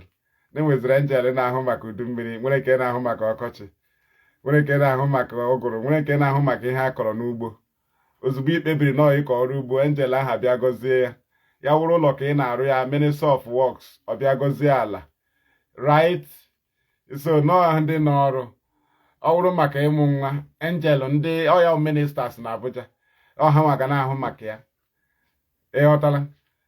So ya wụrụ agriculture, ọ ya ka gọọmenti nyecha minista. According to Bible nọzọ ọrụ. Ndị a na-eteki rekọd, ndị a na-ahụ maka ụgụrụ, ndị a na-ahụ maka udu mmiri, ndị a na-ahụ maka ọkọchị. So elezia nke Chineke na-arụ. Ekeela n'ọrụ. Chineke were ebere. Chineke were ebere. Onye bụ anụmanụ like ipreach Bible ha. Chineke were ebere. Thank you. Thank you. Anyị ji mmadụ n'ala. 2015 a na-akpọ Nnamdi Kanu Moses mụ amabedo anyị nwa na-alụsakwa ndị ahụ ọgụ. Gwa ha na Moses erughị na Nnamdi Kanu ga-eru. Anyị asịbekwe na oruo bọtụ o kwesịrị na-edoga anya, right? Na uche mefa ụdị Aaron. Joshua adị amakwa ama. Azụ anụ ụka. Joshua azụ anụ ụka. Maachị ike dozie m azụ anụ ụka. Ekwesịrị ike. Only one shot. Ụlọ collapse. Ofu shot. Ya mere nwayọọ nwayọọ ya gawara onwe. Ọkwa na-agba. Ịchọghị ịmụ perseverance, ị ga-amụọ n'aka DOS. Ịchọghị ịmụ otu esi manage intelligence, ị ga-amụọ n'aka ha. Onwe nke ha na-aga ekwu telụbọ emebie. Onwe nke ha ga-eji anwụ information nọ na tebụl ndị a. Ha wepụta ya uwe mebie, ha wepụta ya everywhere agba information. Ya ka Nnamdi Kanu nọ na nga na-enweghị information o ji n'aka. Olelecha ndị na-arụ ọrụ based on information nọ na tebụl ha, ọ na-elere ha anya. Kedu ihe ịma na-eme outside? Kedu ihe ịma? Ma nkata gọọmenti ịkpara n'azụ dị iche iche GOS ji ha ma ebe ha ga-echi akpazi.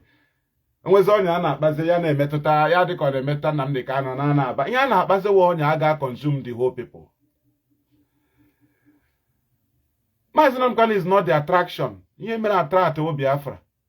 Ihe Nigeria dị gakwa for Nnamdi Kanu ka akwụsị Biafra. Ọwụ ka akwụsị Nnamdi Kanu. Ihe ahụ ka akwụsị Biafra. So Nnamdi Kanu ihe o kwugoro Biafra anya agbakọta. Gọọmenti makwa na Biafra ka ha na-achụ to stop. Ọwụ ya nwa. Beto no bịara mezie ya nwa prezente ya nwa hapụzie Biafra. Sizie anyị na ya nwa first. Anyị gwa unu na ọwa achị. Eventuality cannot override our collective interest. Eventuality. Arrests of members of IPOB are eventualities on our way. Ihe dapụtara n'ụzọ. Arrest, disappearance, killings. Ọ gaghị eji maka na egburu mmadụ adrọpụ agitation chọwazie maka onye egburu. A ga-eji na o nwere burial onye memba anyị na-aga. Anyị eme policy ga-emegide the struggle. Instead the burial anyị na-aga onye nke anyị ga-egbu the struggle. Edogodo the burial pending. Lawyer bịa present anyị oli Nnamdi Kanu because no ọrụ ya. Anyị nwa na-present Biafra and free Nnamdi Kanu ha sị mba. Siblings present only free my brother. Anyị agwa ha na ọwashi. You must present Biafra. You don't neglect the Biafra. Nnamdi Kanu is not attractive. It is the Biafra he mentioned that attracted us. Because now in a condition. So, Nnamdi Kanu say may abandon the struggle, focus on only free him. Then what will now attract the government? Can you get the government attract? If Nnamdi Kanu comes out and the struggle is destroyed, he becomes useless. He's an individual. The attraction is the project. So the project is what also attract the government to go after IPOB members. All these IPOB members, government now go after them. What is their surname? What attraction do they have? The attraction is the Biafra. The attraction the IPOB coordinator is the Biafra. Apa the Biafra may attract Nnamdi Kanu. The Biafra may not Nnamdi Kanu. It is not Nnamdi Kanu that attracted the arrest of IPOB member. It is Biafra. So they want to stop Biafra. So why should I follow a lawyer to take glory of freeing a client and destroying the struggle? Why should I listen? When I know that your agenda is just one, I have two. I must restore Biafra. You don't have to restore Biafra. You come to free your client. You are more dangerous to me because you have neglected what attracted us together. Yes, focus only free Nnamdi Kanu, may Biafra abandon. Ndi KGG, okwa Biafra ne gai IG na achọ from pụta. Sibling to free my brother. Ha chọghị ịma ihe ga-eme struggle. All their actions is negative to the struggle. Nnamdi Kanu no way last action ya now only his freedom. Action ya niile is against the struggle. It's what mmekwa abide. Because so action ya kwesịrị na guide the struggle. The action is affecting the struggle. His action is attacking the struggle. When I see strange things, no, there is no particular thing that will override the collective interest, which is Biafra.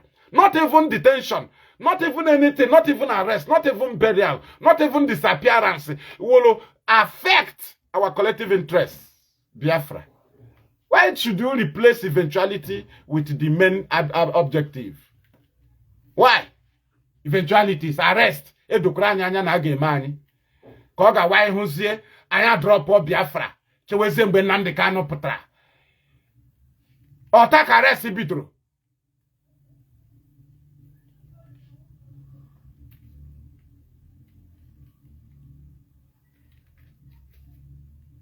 na leave Simon focus on your leader. Simon nakwa ha egu shovel n'ukwu ụlọ foundation IPOB. Simon nakwa ha elu okwute na glass IPOB. Simon Nakwahelu okute n'elu roof anyị. I said, we leave him now. Simon is not the case. Focus on free Nnamdi Kanu. Go and free your leader first. Mse ne wano mpama, you are a fool.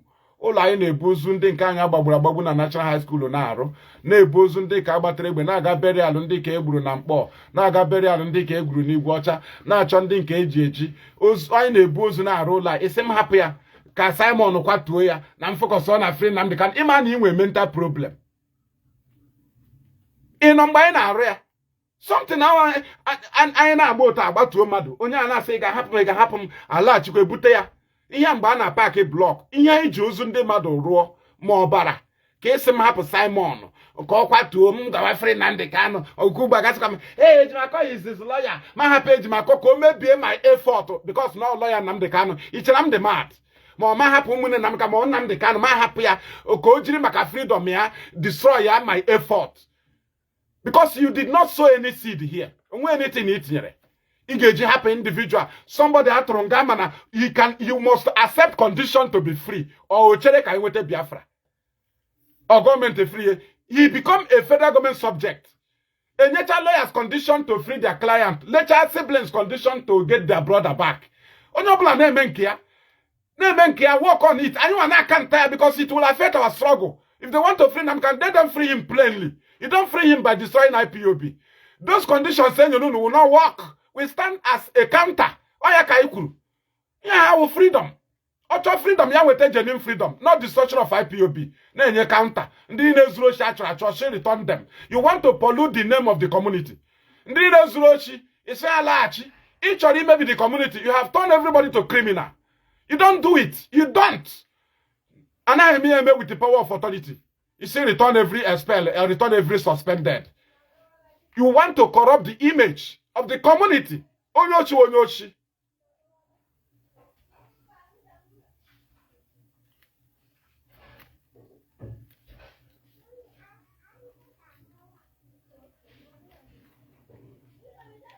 Ụmụnne Kanu na Kanu nta. Mụ na na-eme only free Nnamdi Kanu. Free Nnamdi Kanu without free Biafra. Oputazu na ebulu anyị blame nwanyị na anyị nwa ka Biafra dị n'aka no na akpọpụtala nwanne unu. Only one agenda ka ha ji for how many years? Anyị ejide two. Ha na-eke against our own. Sai focus only free Nnamdi Kanu. Anyị agbaghị na ọwa achị. All their actions is against our struggle. Lastly now, actions Nnamdi Kanu is countering the struggle. Kedu ihe o focus only his freedom. By then, maybe chazi ihe anyị na-eme ọpụta gịnị ka ọ na-aga imezi? Ka ihe ọ na-aga imezi? Ka equalize goals for this? Equalize goals for this?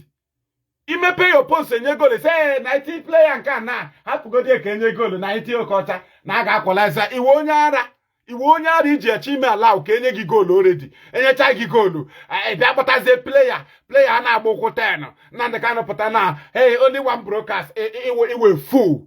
Why o ji eme broadcast every day for years? Okay, only one broadcast o mere years.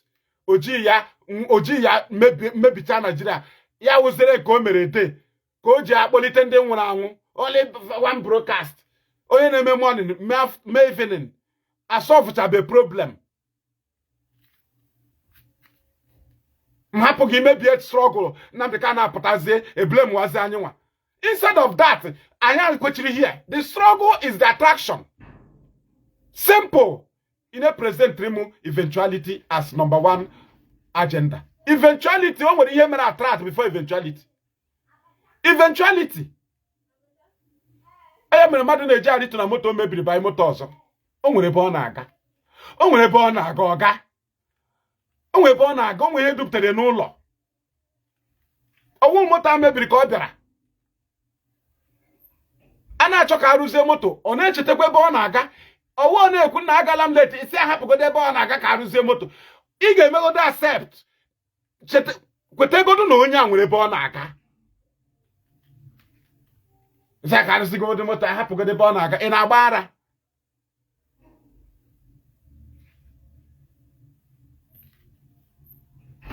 Gwa m sibling na lawyer, their action that connects to struggle. That promotes the struggle. No, it's all about negativity. I na guide kwa Nnamdi Kanu. Ya no kataze putazi openly. Ne wete negative actions against the struggle. Which means na the same agenda of the siblings and lawyer we hear waji. Only free me. For me to be out first. You don't care about the struggle. For me to be out first. Which is the struggle is our effort. And the struggle attracted government to arrest you. So why should you destroy the struggle and feel that you will still be relevant? Without the struggle, you are irrelevant. So why should we abandon our relevancy and hold on eventuality? Why? The struggle makes us relevant. The struggle makes the world to know about us. So Nnamdi Kanu called for Biafra. And we came out because Biafra is ours. So why should he come on the road and claim to be God? Or no, it is the Biafra that attracted us. Ichori meagu, wakaila achi low level. The IPOB members and coordinators, Nigeria and Ejide. What attracted government? Because they are agitating for Biafra. So were they arrested because they answered Nnamdi Kanu? No. They are arrested because they are calling for Biafra. So the general attraction is Biafra. That is why Nnamdi Kanu did not present Radio Afaruku and we came out. He presented Radio Biafra, established by Ojukwu, and the first director was Nnamdi. Then Biafra was also from Ojukwu, and then Nnamdi Kanu mentioned Biafra, and we were in a very big, serious problem in Nigeria, and we need help. Immediately he mentioned it, we all came out. Because you brought negativity. Instead of you, face it's such power. You don't have such power. You don't have such power. So na anyị hụrụ na ị chọrọ ịchịkọta ndị Igbo with IPOB anyị ajụ ọ ghọziela ha sabotage. Anyị ga-amụ enwere genuine image. But the only thing is that now, if you people feel that no nwere ike iji corner destroy Biafra struggle for Nnamdi Kanu's freedom, or ashashi, I oppose to go as a counter. What is the counter? The counter is all negativities that you have been presenting to ensure freedom while the struggle destroys, which is our effort, which is where we stake everything we have. Then you are making mistake. Nigeria must free you genuinely, not with condition. If it is with condition of destruction of IPOB, man, the reason is because we stand here as counter. We stand here as not even a lawyer or sibling, not even anybody, no group can destroy the struggle. So it is better that nobody should be bringing negativity to please the government to free him, because we have separated and kept a standing, keeping an image that will counter anything that government bring, image that is criminal free, image you cannot come among us and bring autopilot, bring one member of autopilot. No. So there is nothing you can bring about us in the public. But if we bring something about you people in Sokoto, if I bring Gentle Nas, your member, if I bring Angel Makeup, if I present Simon Ebawara, their crimes are in the open. So if you are not courage enough to be proud of them in the open, why should you encourage us to put them to join them in IPOB? First of all, before you join with IPOB, you must be posting their picture. You must be proud of them. You must make sure you talk good of them first. It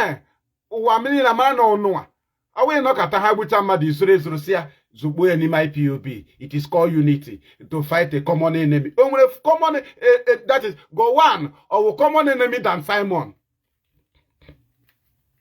Present the two agendas Hajibo Mat. Kamaronye nke ya the bad. Go one ji one Nigeria bu anye. One Nigeria go keep one Nigeria, which is somewhere go through 1 point. But the question is bu anye, but all about standard. Ngwa ke Simon ji bu anye.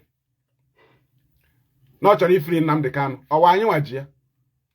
Ke ho ji maybe a community sign. Mba compare the two Kamaronye common enemy. With the common enemy, nke bi n'ụlọ na agbagbu anyị na-aga atụrụ onye Igbo na arụ police lọta ụlọ. Ọgbagbo Gowon ọmụ onye Igbo na arụ police lọta yard. Gowon ọmụ onye Igbo na arụ army lọta village. But Gentle ma ya lọta Gentle aga atọrọ ya agbuo. Who is the common enemy?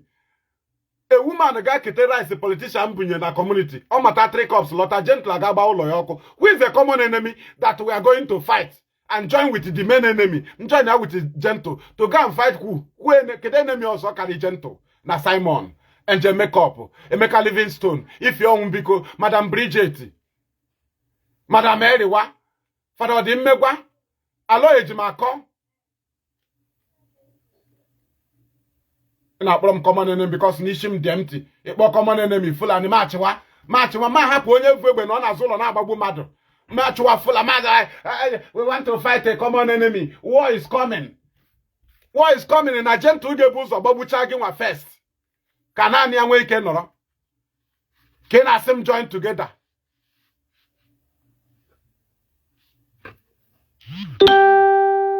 Unuche no geji power subdue yani anya emechi onu na Nnamdi Kanu si work together. Oge anyị ga-emebochi unu. Ihe a ga-eri isi unu. Ihe a ga-ihuru join together with Simon. Oge eri isi unu. The way I sign with Nnamdi Kanu, it has the case of terrorism direct or allegation. Onwe you terrorist or allegation. Terrorism case in Aza, it has as IPOB member, Diche. Na Eburu. Anybody who now work with Nnamdi Kanu now, direct terrorism. Or one can buy IPOB before. Because one now, you have identified with autopilot openly. Now, you get send the lawyer to go and free autopilot members in detention. IPOB may abandon as Ndo Shihabo. You don't identify with criminals. Now the same Nigerian country. He sent the lawyer kaga case of criminal ama no onyoshi or who agitation able allegation. Maka ham IPOB have allegation. Nigeria maya. Ham a autopilot take a main first sit at home. Mandi mereka snatching, mandi burumbado. Nigeria maha na detention. We refuse to identify with them. We refuse to send lawyer. Oh, you want to get DOS me abandon. Go and send lawyer. I couldn't go there now. DSIG records. Mad people.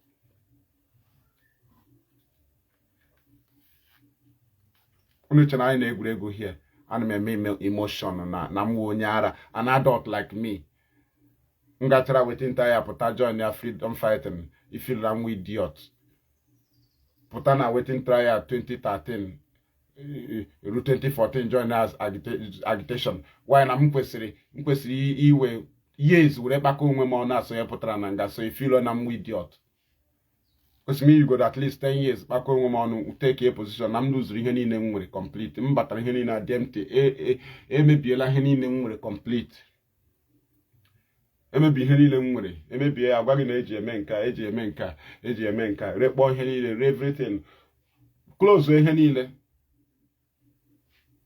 mapụta bido ụwa n'isi by struggle onye nwere ezigbo akara aka nwere ọtụtụ ọrụ a na-achọ achọ ọrụ nọ na-eche m for 4 years imagine somebody nọ na nga ọrụ a na ọ na-eche for 4 years ozugbo a nụrụ na onye a apụtala ebutewe dị ọrụ na ọya nwa ga-arụnwe ya ịhụnugo ụdị ihe ahụ na onye a ga-arụnwe ihe a ihe ndị mmadụ wepụtara ga dewe ya chọwa another solution na-ama na-eji ka m pụtara ha ga-butewezie na ya dị ga-ebutewere m n'ọmụwa ga-arụ ya ihe ndị a niile arụkọtakwala m ihe ndị a drọpụ ụfọdụ because of the struggle chuzuru sọsọ nke m ga-arụnwu mama nọhụ ya m ga-anata nwa ego ya I dropped not less than ọrụ 6 nna anọ n'ofu workshop arụ ofu ebe ụzọ ọrụ 6 or 7 ofu ebe ka a na-anọ ibute nke a na-ebute nke onye a na-ebute onye a na-ebute ụmụ bọyị nọchi onye ọbụla na onye a na-ebute onye a na-ebute a na-arụ a na-ebupụ nke a nwee ihe m na-arụ buru ibu ana m arụ ọtụtụ ihe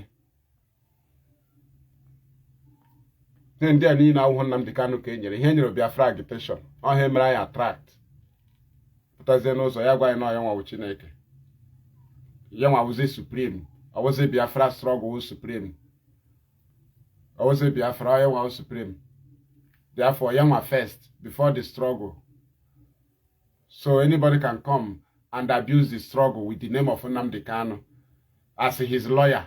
You come and attack the struggle. You come and neglect the struggle. His siblings can neglect the struggle with the name of Nnamdi Kanu. Then you think we are foolish. You are making him supremacy over the struggle that attracted even the government. The Biafra he called attracted us, not him. He's not attractive more than Biafra.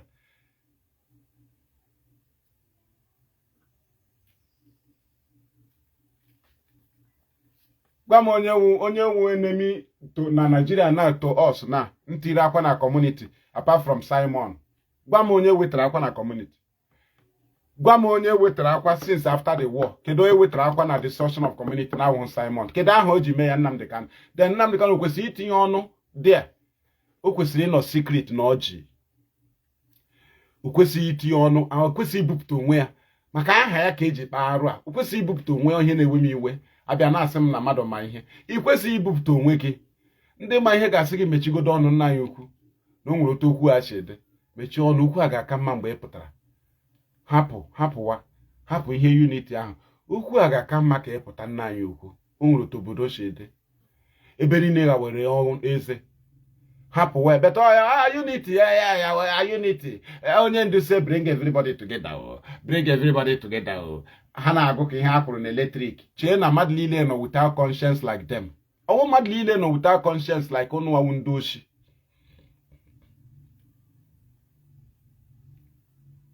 onwe ndị nwere good conscience ị hụrụ that image anyị na-maintain from the one ọ ga-anọ here that image ka eji nweta Biafra this is statue na anyị ji that is statue Nnamdi Kanu ha ji adịghị corrupted John go with autopilot. DSL details of autopilot members. I don't know how to say, man. Here struggle I no n'ime ya. DSS e follow ye la mwa. Follow ye mu trace ma aka mo no na autopilot. Ha na trace IPOB members. DSS ji record of IPOB members aka ha na autopilot. DSS ji record of our media na communicate with anybody who Liberation Army. The only thing I na-agwa gị maka state actor iche na egwu unu na-eche na egwuregwu unu na-eche ote hụrụ anyị na stand na iche na DSS eji record anyị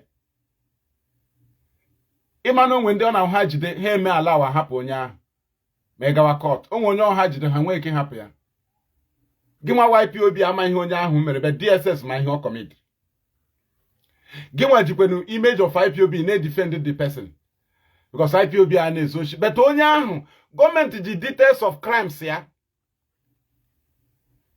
otu anyị anọ ị ga-efilu na a na-ejide gị ha ji rekọd ọga isọwachi onwe ka ihe ọ ga-anwụ kọmiti na ha abịa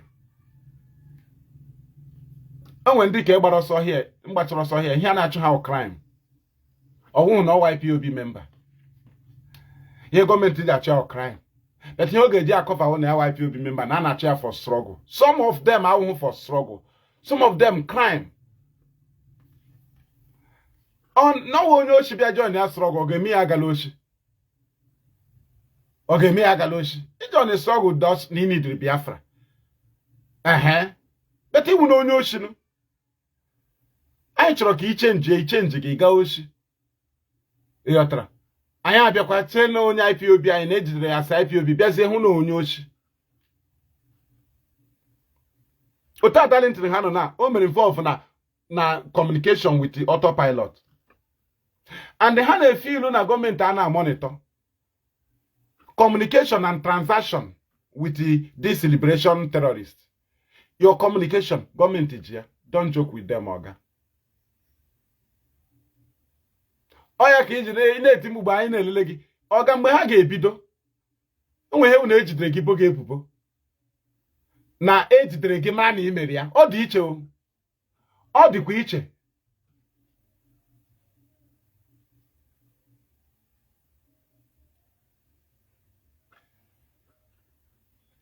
Do you understand?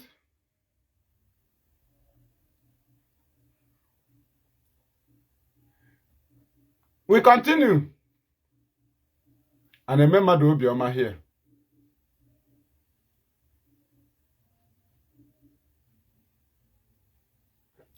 Enko Shebe.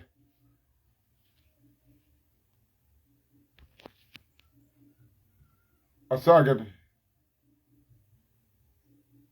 Don't atopolon. I saw you are very stupid to say that. You have no argument.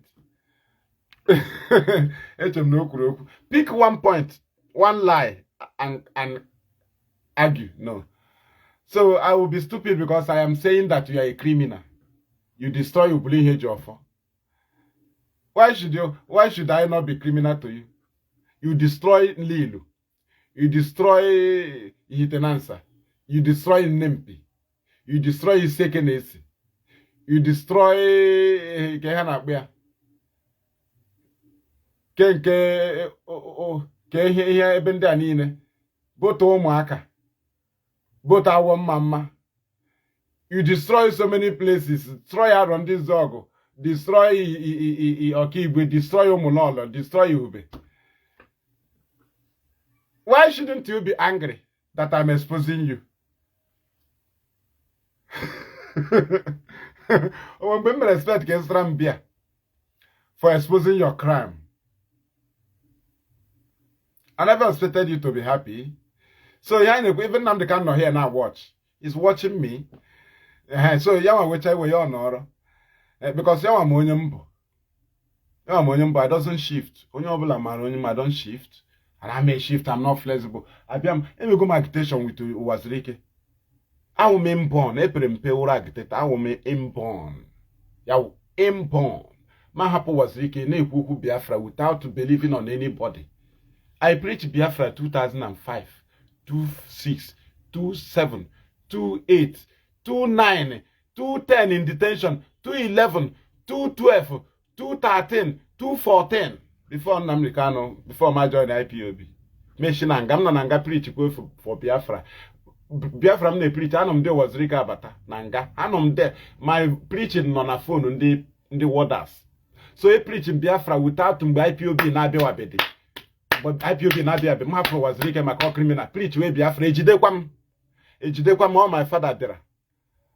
Ejidekwam all my father dera. So muna ga bro. If I'm inborn. I am flexible. You don't shift me. I'm not a novice. I preach Biafra ndo Wazirike. Na gana here na preach here as an apprentice na muoro. Mecha run enlightenment unit. Mecha happen masobo. Preach here from my own. Mani me moto anywhere without any hoping on anybody. Even another mecha arrest. So ihum inoji. I am running to shame me. Kon man amajiji. I'm him name. Obi m n'ime ị ga-emenwu ihe m na-eme na the struggle o mmụọ nọ m n'ime m ga-izi ozi ma agwa ha emekwala ihe anyị na-eme ha ga-ejidekwe gị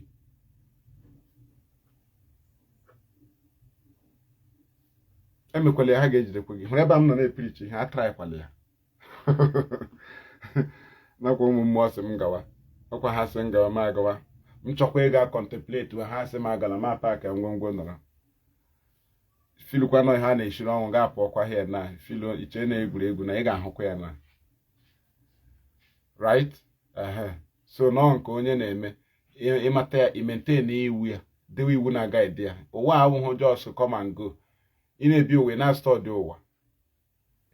ụwa ị na-ama fort ị na-ama natural law abịala ile onye gwara gị na igbuo mmadụ gbucha mmadụ ile bịa agbaghara gị mba ọwụghị otu law iwu dị ihe awụ religious law and natural law are the same. Religious law to make you happy. I were poison nye ndị mmadụ nye tinite ofe ndị mmadụ family eri nwụcha ha nwụcha ebiazie rịọ Jizọs ọgbaghara gị maka na iwu onye ara intentional act. N'ala Igbo a ga-agwa gị na ị ga-anwụ na ịtụ asị na ị ga-anwụ na igbu mmadụ na ị ga-anwụ ọhịa ndị nna nna anyị gwara anyị. Do you understand? Ịhụ plantain mmadụ na-epulite dutu iji mma igbu efiam. It is against natural law. Mechigachi ofe bi ga-agụ na Bible ga-eme gị obi ụtọ. Ị dị happy nọrọ ime a na-ekpala arụ. Ị na-short your life. Ịhụ pọpọ na-eto eto igbutuo. Ihe ọ bụla ị hụrụ ị na-egbutu maka iji mma. Anyị nwa na onwe anyị ma anya ya na-eme obe na respect natural law. Natural law. Ihe ị ga-emere ndị mmadụ n'azụ ha ga-aka nke imere ha n'ihu ha. Ihe mere ya duto ịma natural law. Ị ga-aka eme ihe ọma n'azụ karịa n'ihu. Ọhịa onye ma iwu nature na-eme. Ndị na-eme religion ma ndị na-eme ordinary thing na-achọ ka ha mee ihe ọma n'ihu gị ka ịhụ ha. Ihe ọma emere n'ihu. The main people ma iwu ụwa na-eme ihe ọma n'azụ. Achị megide mmadụ ọjụ, ọ ma natural law. Ọhụ ihe mmadụ na-emebi emebi o mezie ya without ịchọ onye n'ipe eme ọ ma natural law. Ọ ma na nke ya nọkwa na-emebi somewhere na mmadụ ga-emeziri ya ọ natural law a na-ekpete n'ekpere a na-emete ị need ime ka mmadụ hụ gị ị need kwa na onye ga-ekele gị. Ọ ya nwa ihe m believe ana m eme ihe ndị unu na-eme ọ ya mere ndụ m ndị na-ebiri onwe m ndụ m nhụ mmadụ ugbu a mụ ma agwa m ihe m ga-emere ya na lee mkpa onye a nwere na ma eme ya ana onwe gbasara mụ na ya onwe ihe onye dị ịma m ama m iwu m na-edewe ọwụ ya nwa onwe iwu religion onwe ihe gbasara mụ na ya.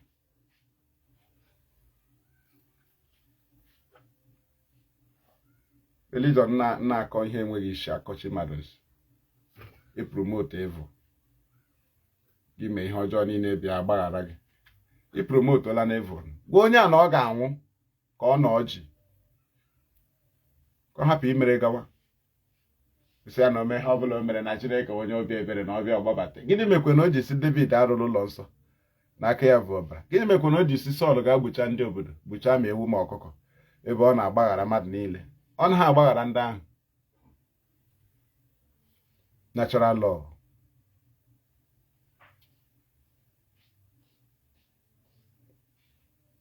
Natural law. Ọhịa m believe. So ịbịa hụ ebe anyị nọ ị pụọ gị nwa na-alụrụ Chineke ọgụ ma ndị na-alụrụ Muhammad ọgụ mụ na aga nọ the same category because aga m alụrụ chi m ọgụ. Chi m ga-alụrụ m ọgụ. Chi m ka m ike.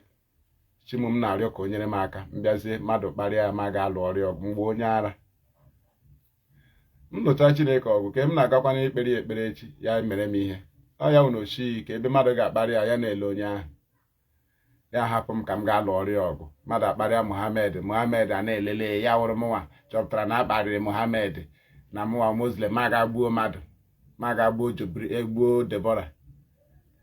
Na you insulting our leader, I will not forgive you. Gaga gbuo onye ọnwụ na ọ sị na Nnamdi ka na-emete gị ya.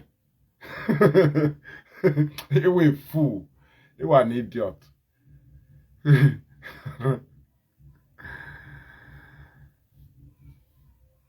Natural law is the best. Ị na-echeta na onwe onye na-ele gị mara na ihe a ga-abịaghachikwute gị.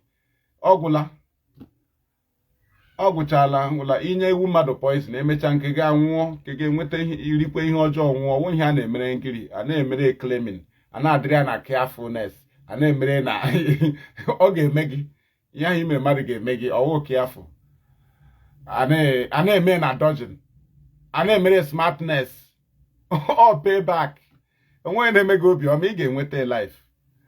Ọ na ị ga-eme punishment na ị ga-anọ 15 years before mụọ nwa ị ga-enweta a na-emere smartness. Ya bụrụ nke ị mere na be gị ga-adakpọ ọ ga-adakpọ. A na-eme na nchegharị ya ọ dakpọ ga ahụ ya ọ ga-ekpara arụ na-adakpọ. Ọ ya mere Jizọs ji mara natural law. Jizọs ọ ma natural law. Kedu ihe o ji gosi ha na ọ ma natural law? Ozugbo ọ gwara ha na otu onye n'ihu mgbe ọ na-achọpụta na ofu onye ga-arara ya nye ka ihe o mere ya ga-akute mmiri were saa ahụ ụkwụ n'ofu baf sanye n'ofu baf ọhịa awa ọgbụgba ndụ. Ya ga-wetazie ọjị nke ha na-akpa achịcha maka ndị nna nna anyị na-ewepụta ọjị tinye n'ofu efere waa ya maka orikọ. Jizọs eweta achịcha tinye n'ofu ihe were enyecha ụmụazụ ya dịka esi dee o. Ihe ahụ wee orikọ ya nwee riekwa maka onye ga-egbu ibe ya. Nke ahụ ezubere ya o ya gbatakwuo mmanya nkwụ asị nọ mmanya vine ka ha ṅụkwuo n'ofu iko ọgbụgba ndụ orikọ so that ire ya ga-ala free. Ọ ya ka ndị nna nna anyị na-eme. Ọ ya mere ịga n'obodo ihu ebe dakpọrọ onye gburu nwanne ya ma onye mere inwe ihe o mere nwanne ya. O nwere arụ ịkpara be ga-adakpọ nwa gị nke nọ Lagos ga-anwụ nwunye ya gara ọrụ ugbo daa dị nwụọ nwa ya nke ọzọ aga ọ lọtaghị aka na-achọ ya the man otukwu na compound ya chịkata iche wande nwụọ be adakpọ ada ya nwaanyị alụpụrụ alụpụ anwụọ. Ihe awa arụ ka akpara ama na-echi na nkịtị. Natural law ọ na-echi na nkịtị.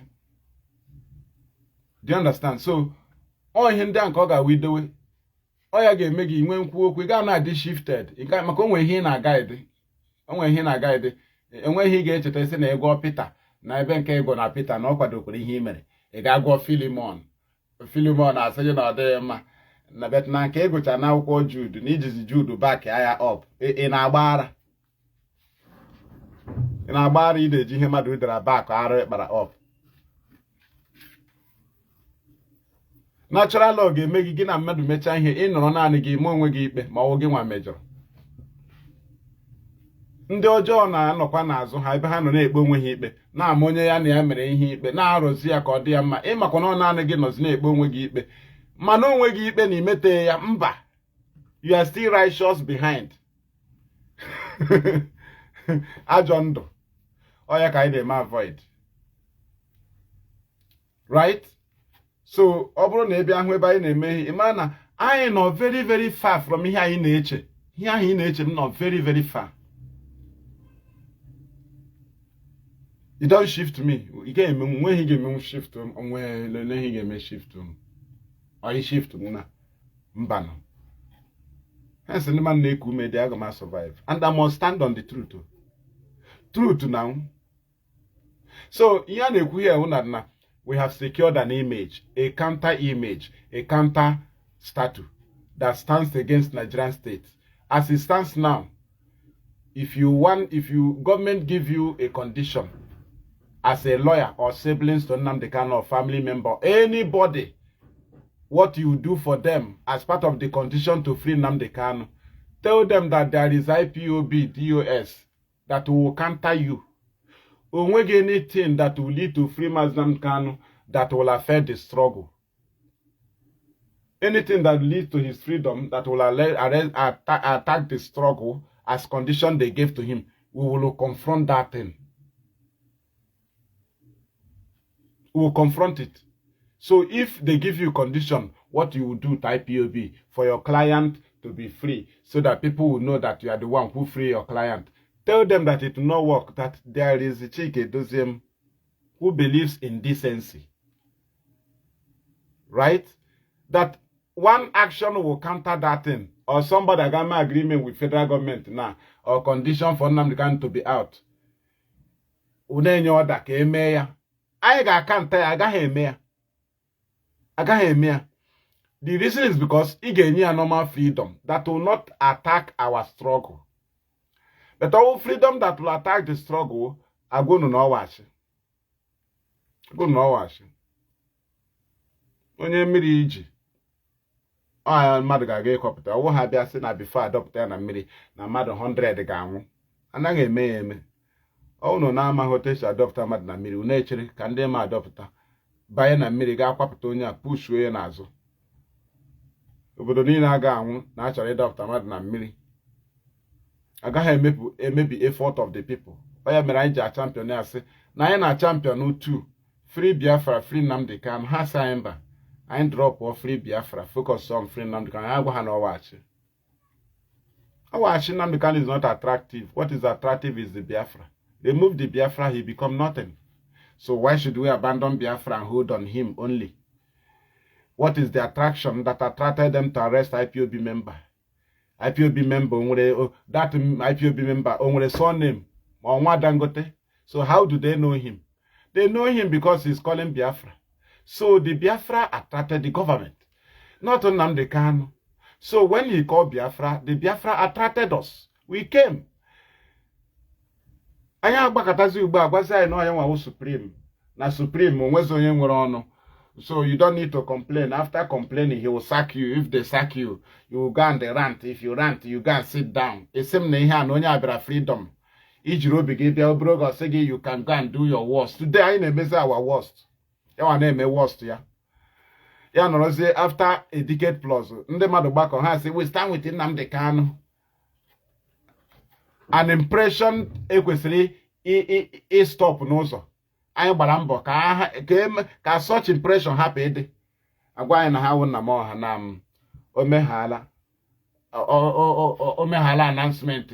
We are sacked. Everybody will relax. Then we focus. Man na-eme 5 years absence. Ahụhụ a month and 6 months. A year and 6 months in Akuje. A year and 6 months in Akuje were waiting trial, and there was no challenges then.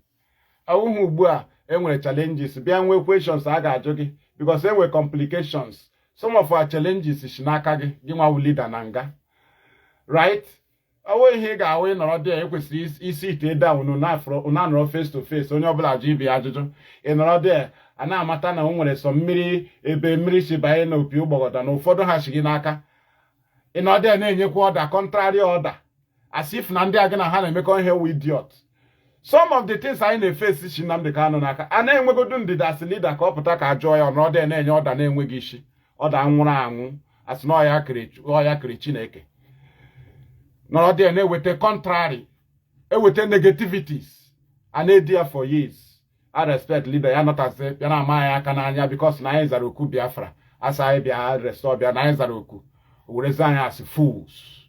You know, ọya kwụzi okwu anyị adakpuo n'ime ala because na mba ndị amị na-aba since anyị adakpuchara n'ime ala. Ọzọ na Nnamdi Kanu kwuo okwu anyị adakpuo n'ala because ahụ amị niile anyị na-ahụ here since anyị na-echikwa na checking point agafe. Mee chikwu ugbu a ma agachi na checking point gafee. Ọzọ Nnamdi Kanu kwuo okwu ma adakpuo n'ala wanyị na m hụkwara amị adakpu m n'ala. Because no niile we idiot. Something I try for years na-abịa na ama mmadụ aka n'anya for nothing. Ma ụmụ ndị ara na-amaghị ihe anyị na-akọ. Na-aga egosi oge ofu onye ọ convinced into IPOB. Today ọ na-edego this impression. Ọkwa Nnamdi Kanu here na-ege m.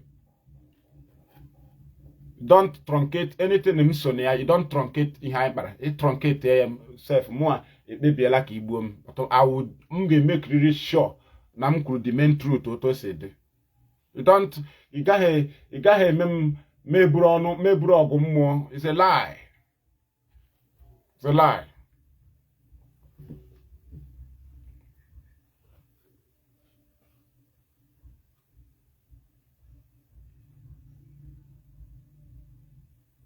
The time is 14 o'clock. Thank you. So this battery adla down. Come to the. So that is the issue. I na make it na water. Maka Nnamdi Kanu eji tuole. Near condition no ga-ejoin now IPOB made the HOD. All condition. Na ekwekwere Nnamdi Kanu nkwa 50 billion. Ihe ahụ mgbe a na waiting trial. Comment a ga-ekwe nkwa shishi faden kobo ugbu a gọọmenti a ga-enye 10 naira. He's now a convict. Ịmara sense unu na-abịa abịa. Ọ na-awụ ndị lawyer na confuse unu na-amaghị ihe. Mgbe Nnamdi Kanu na waiting trial ka a na-abịa agwa gị na ekwere nkwa. Mgbe a na-enwe complications. Ugbu a o ji aka ya kekọtacha onwe ya aka. That is ndị ya na ya na-arụkọ enwecha cases yaw criminal cases n'aka gọọmenti. Ele lawyer mere involved na criminality, gọọmenti enye condition. Instead a ga-eme arrest. The lawyer na work on the condition. Nnamdi Kanu na ahụ onye ahụ as lawyer. Onye ahụ na-enye Nnamdi Kanu advice otu a ga-echi eme ka condition gọọmenti nyere ya nwa lawyer na work. Why Nnamdi Kanu enwedịghị idea na enyere lawyer condition na ya mee ka ndị autopilot join IPOB. Duto na lawyer make involved na criminality ejide case ya. Then for ya we dey free na move enwe condition from government. So but you can disguise ogbonde mmadụ wete ha ta IPOB anya akwuchie block ya ị na-aba akwa Nnamdi Kanu lawyer akwa na oga ihe ị na-play you government plan. Government condition. Also Nnamdi Kanu can enye condition. Enyere ụmụnne condition. Enyere governors of the South-East condition. Ihe ha ga-play, ha nwere ike ha chi play ha ga-echi through Nnamdi Kanu. Ha echi na individuals. Ha echi na bloggers. Ha echi na-arụ na-eji record nke gị. Ihe rụrụ. Do you understand? Ka ọ bụrụ na Kanu na IPOB dị defeated before a na-release Kanu. So challenges Nnamdi Kanu nwere now na the DOS adịghị defeated because ndị ke Sokoto defeat go ha. The hope of releasing Nnamdi Kanu na ị ga-destroy godu DOS a Chike Doziem na champion. Amara na ndị nke ọzọ gọọmenti agenda ndị ke Sokoto amara na nwe ihe na-eme. So that is their problem with us. Now condition ha megodo accept the conditions na we still stand as a counter. And you didn't hear any Drenando. Even man or your family. You need to stand as a counter now. You need ha. Otu anyị dị now. Oh ya wakwa akwụrụ. Ndị cause eji to go ha. Hence ha nabatara onye na ahụ IPOB. Sokoto mana ha gbalịrị. Do you understand? Then ndị problem government now. Ndị anyị nwa na asị na anyị ekweghị. Now the worst problem government nwere now na anyị mesiri nwe obi si na we suspend leader. Gọọmenti ahụ tụbe ya na ndụ ha echetubekwa ya na echiche na o nwere ndị nwere ike ime ya. Therefore, the players to watch now ma Chike Doziem na ndị otu ya anaghị watch Nnamdi Kanu. Onye ejimakọ ha na-agwazi gị the whole world is now loving him. Yes, his glory is increasing. They love him, they follow him as if na na-follow yi Tinubu. Tinubu ị na-ekwu maka ya na na-follow ya. A na-ekwu genuine people. Bobrisky nwere followers, millions of followers. Hey, batara anyola check ebe m hụziri dark ihe a. Chineke legodi screen m desi dark. Battery m nọzi 5%. Do you understand? So mgbe ejimakọ ha na-agwasị gị na-ekozi posturu gị video Nnamdi Kanu ebe ọ gara Abakaliki na-agwasị gị na ọ maka ndị na-achọ ka ewetuo aha ya ka emetuo aha ya ala ma ebutu aha Nnamdi Kanu na ha amaghị na ndị na-eso ụzọ ya na-abawanye ihe ọ na-ekwukwe ọrụ anyị rụrụ arụ ọgwụkwa ya nwa ịghọtago but ka m wee ya na things dị n'ọda ọhịa nke ejimakọ kwesịrị na-epost ihe ọ na-epost wee ime onwe ya obiọma maka ọ ma na Nnamdi Kanu the followers a drop go enwere complications but ihe ha chere awụ ihe ha hụrụ. So the lawyers gọọmenti nyere condition na work on their own condition for their own glory that they free their client ka ha gbasa Nnamdi Kanu but ka ha ga na work through Nnamdi Kanu because Nnamdi Kanu ha ga na agwa ya convince ya na-enyekwa instruction that will be matching to the condition enyere lawyers. Ọrụ anyị to counter it. Yeah, you be away Nnamdi Kanu lawyer. Why are you challenging him so I get away from here? Nnamdi Kanu lawyer. Oh, mgbe m na form unit na zones arụ na agbage. Somebody I got akpọ ọrụ ya ọbịa na amaghị m aka n'anya. Onwe unit of form here. Lawyer akpọtara akpọta. Kam ga hapụ yo mebie mbọ mgbara sim na Nnamdi Kanu nọ Chineke kpọkwa gị ọkụ. Lokwa Nnamdi Kanu sịrị na is onye ndu that say ihe onye ndu sịrị is against what we are doing. So why can't you ask question? Konema na oge mebie effort ndị mmadụ for onye ndu to be out or mebie effort time for years. Ashashi. Instead of pụta as a freedom fighter. Ọ bụ na mpụta na-agụ ya. Mpụta na-agụshi ike ma na ọ ga-awọk. Mpụta ekwesịghị na-agụ ya. Anyị nwa ka mpụta ya kwesịrị na-agụ. Mpụta ekwesịghị na-agụ Nnamdi Kanu. Anyị nwa kwesịrị ma important of Nnamdi Kanu mpụta ya na-agụ anyị. Beto mpụta agụwe ya mana na ọ ga-ekwe na condition. Mpụta agụwe ya o mee mistake. Anyị nwa ka mpụta ya ga na-agụ agụ mistake ahapụ ịdị. Beto ya nwa ka mpụta na-agụzi ugbu a. Mpụta na-agụ ya. Gwazie m otu isi ị ga-anabata condition. Gwazie m otu isi ị ga-anabata condition. Unu chere Nnamdi Kanu ka na waiting trial. Atụrụ ya nga with his very serious mistake. Ha mere.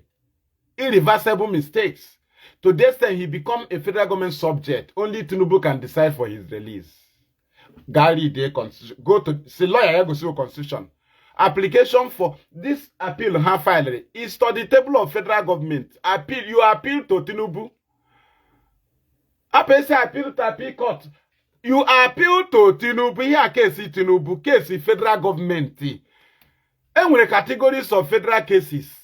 Economic sabotage, vandalization. Here are federal cases. All the iche. Na case in Kano na table of president. Kena bia agwam na ewo lawyer no file application. Unu mere mistake. Nnamdi Kanu will now accept conditions. Oh, na agwa no na say enyekwere 50 billion mgba waiting trial. Mgbe na government ana enye shishi. They are now giving condition. Owoze shishi. Owoze nke let us bribe you. Ha to go engage to go gi. Onwezi ihe a na-enye bribe. Onwezi anybody na-enye bribe. Ozi Nnamdi Kanu onye gwazi ndị mmadụ ha visit wee na Sokoto ka gọọmenti makwara na ọ ka nwere mmadụ. Ihe ahụ pụtara ka ọ mara ma ọ ga-egochikwa gọọmenti na aka na-eso ya. So game niile anyị ma ya. Ndị a niile a na-eplay anyị ma ya. Ka na ejimaka ahụ ndị na-egosi gị na aka na-esokwa ya. You have people. Now we are Anambra IPOB. We are standing with onye ndu. We are na Enugu State IPOB. We are Abia State IPOB. Ya ndị know rubbish. Gọọmenti ma your weight. Gọọmenti ma weight Nnamdi Kanu ugbu a na ụtọ ọnụ now. They don't fear him. All I go the thing n'iyi. Ele onye na-atụ egwu. Onye Sokoto. ADOS ka na-atụ egwu. Etoge ndị mmadụ game egwu. Tuchi na-asaworo ha mmadụ game. Mma ihe ha ga-eme Nigeria ugbu a. Ịghọtara. Na-emekwana ha nọ na-emeghe ya. Ya wụrụ somebody na-agụrụ gị letter every Tuesday. Na-agụ ihe ederede na-ama ihe a na-akọ. Ele game ọ ga-play na. Anyị nwa nọ here self. Anyị nwa nọ here na. Brain anyị nwe na IPOB. We can neutralize any government. Ta anyị nọ here na. Kama na o nwee ebe a na-control anyị. So anyị nwa brain anyị ga-akpụ na ya wụ asị m gaa ugbu a na join ya politics with brain m nwere na struggle a.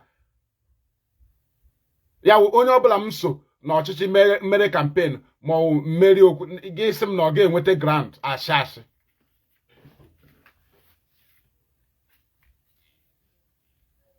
I ma the thing. My phone na-aga enyu na. So abịakwala agwa m na ekwe Nnamdi Kanu nkwa bilion okwe ha na. Ihe ahụ mgbe gọọmenti ọ na-adị ha ka ha chọgụ ụzọ ọkwe yọtara. Ugbu a emegideli otu ahụ ọwa ọkụgụ gọọmenti ejizi aka ha tụzie ngasịzi oke. Ugbu ịghọla sọbjekt ha na-enyezi shish. So onye bịa tomorrow sị asịkwa ka ekwe Nnamdi Kanu ego si onye a nọwa illiterate otu a na-akpọ m illiterate. Gwa onye ahụ nọ illiterate nwe ha ọ sị na ụlọ egwe nọ illiterate na onye awụ condition ka ọ ga-eji apụta.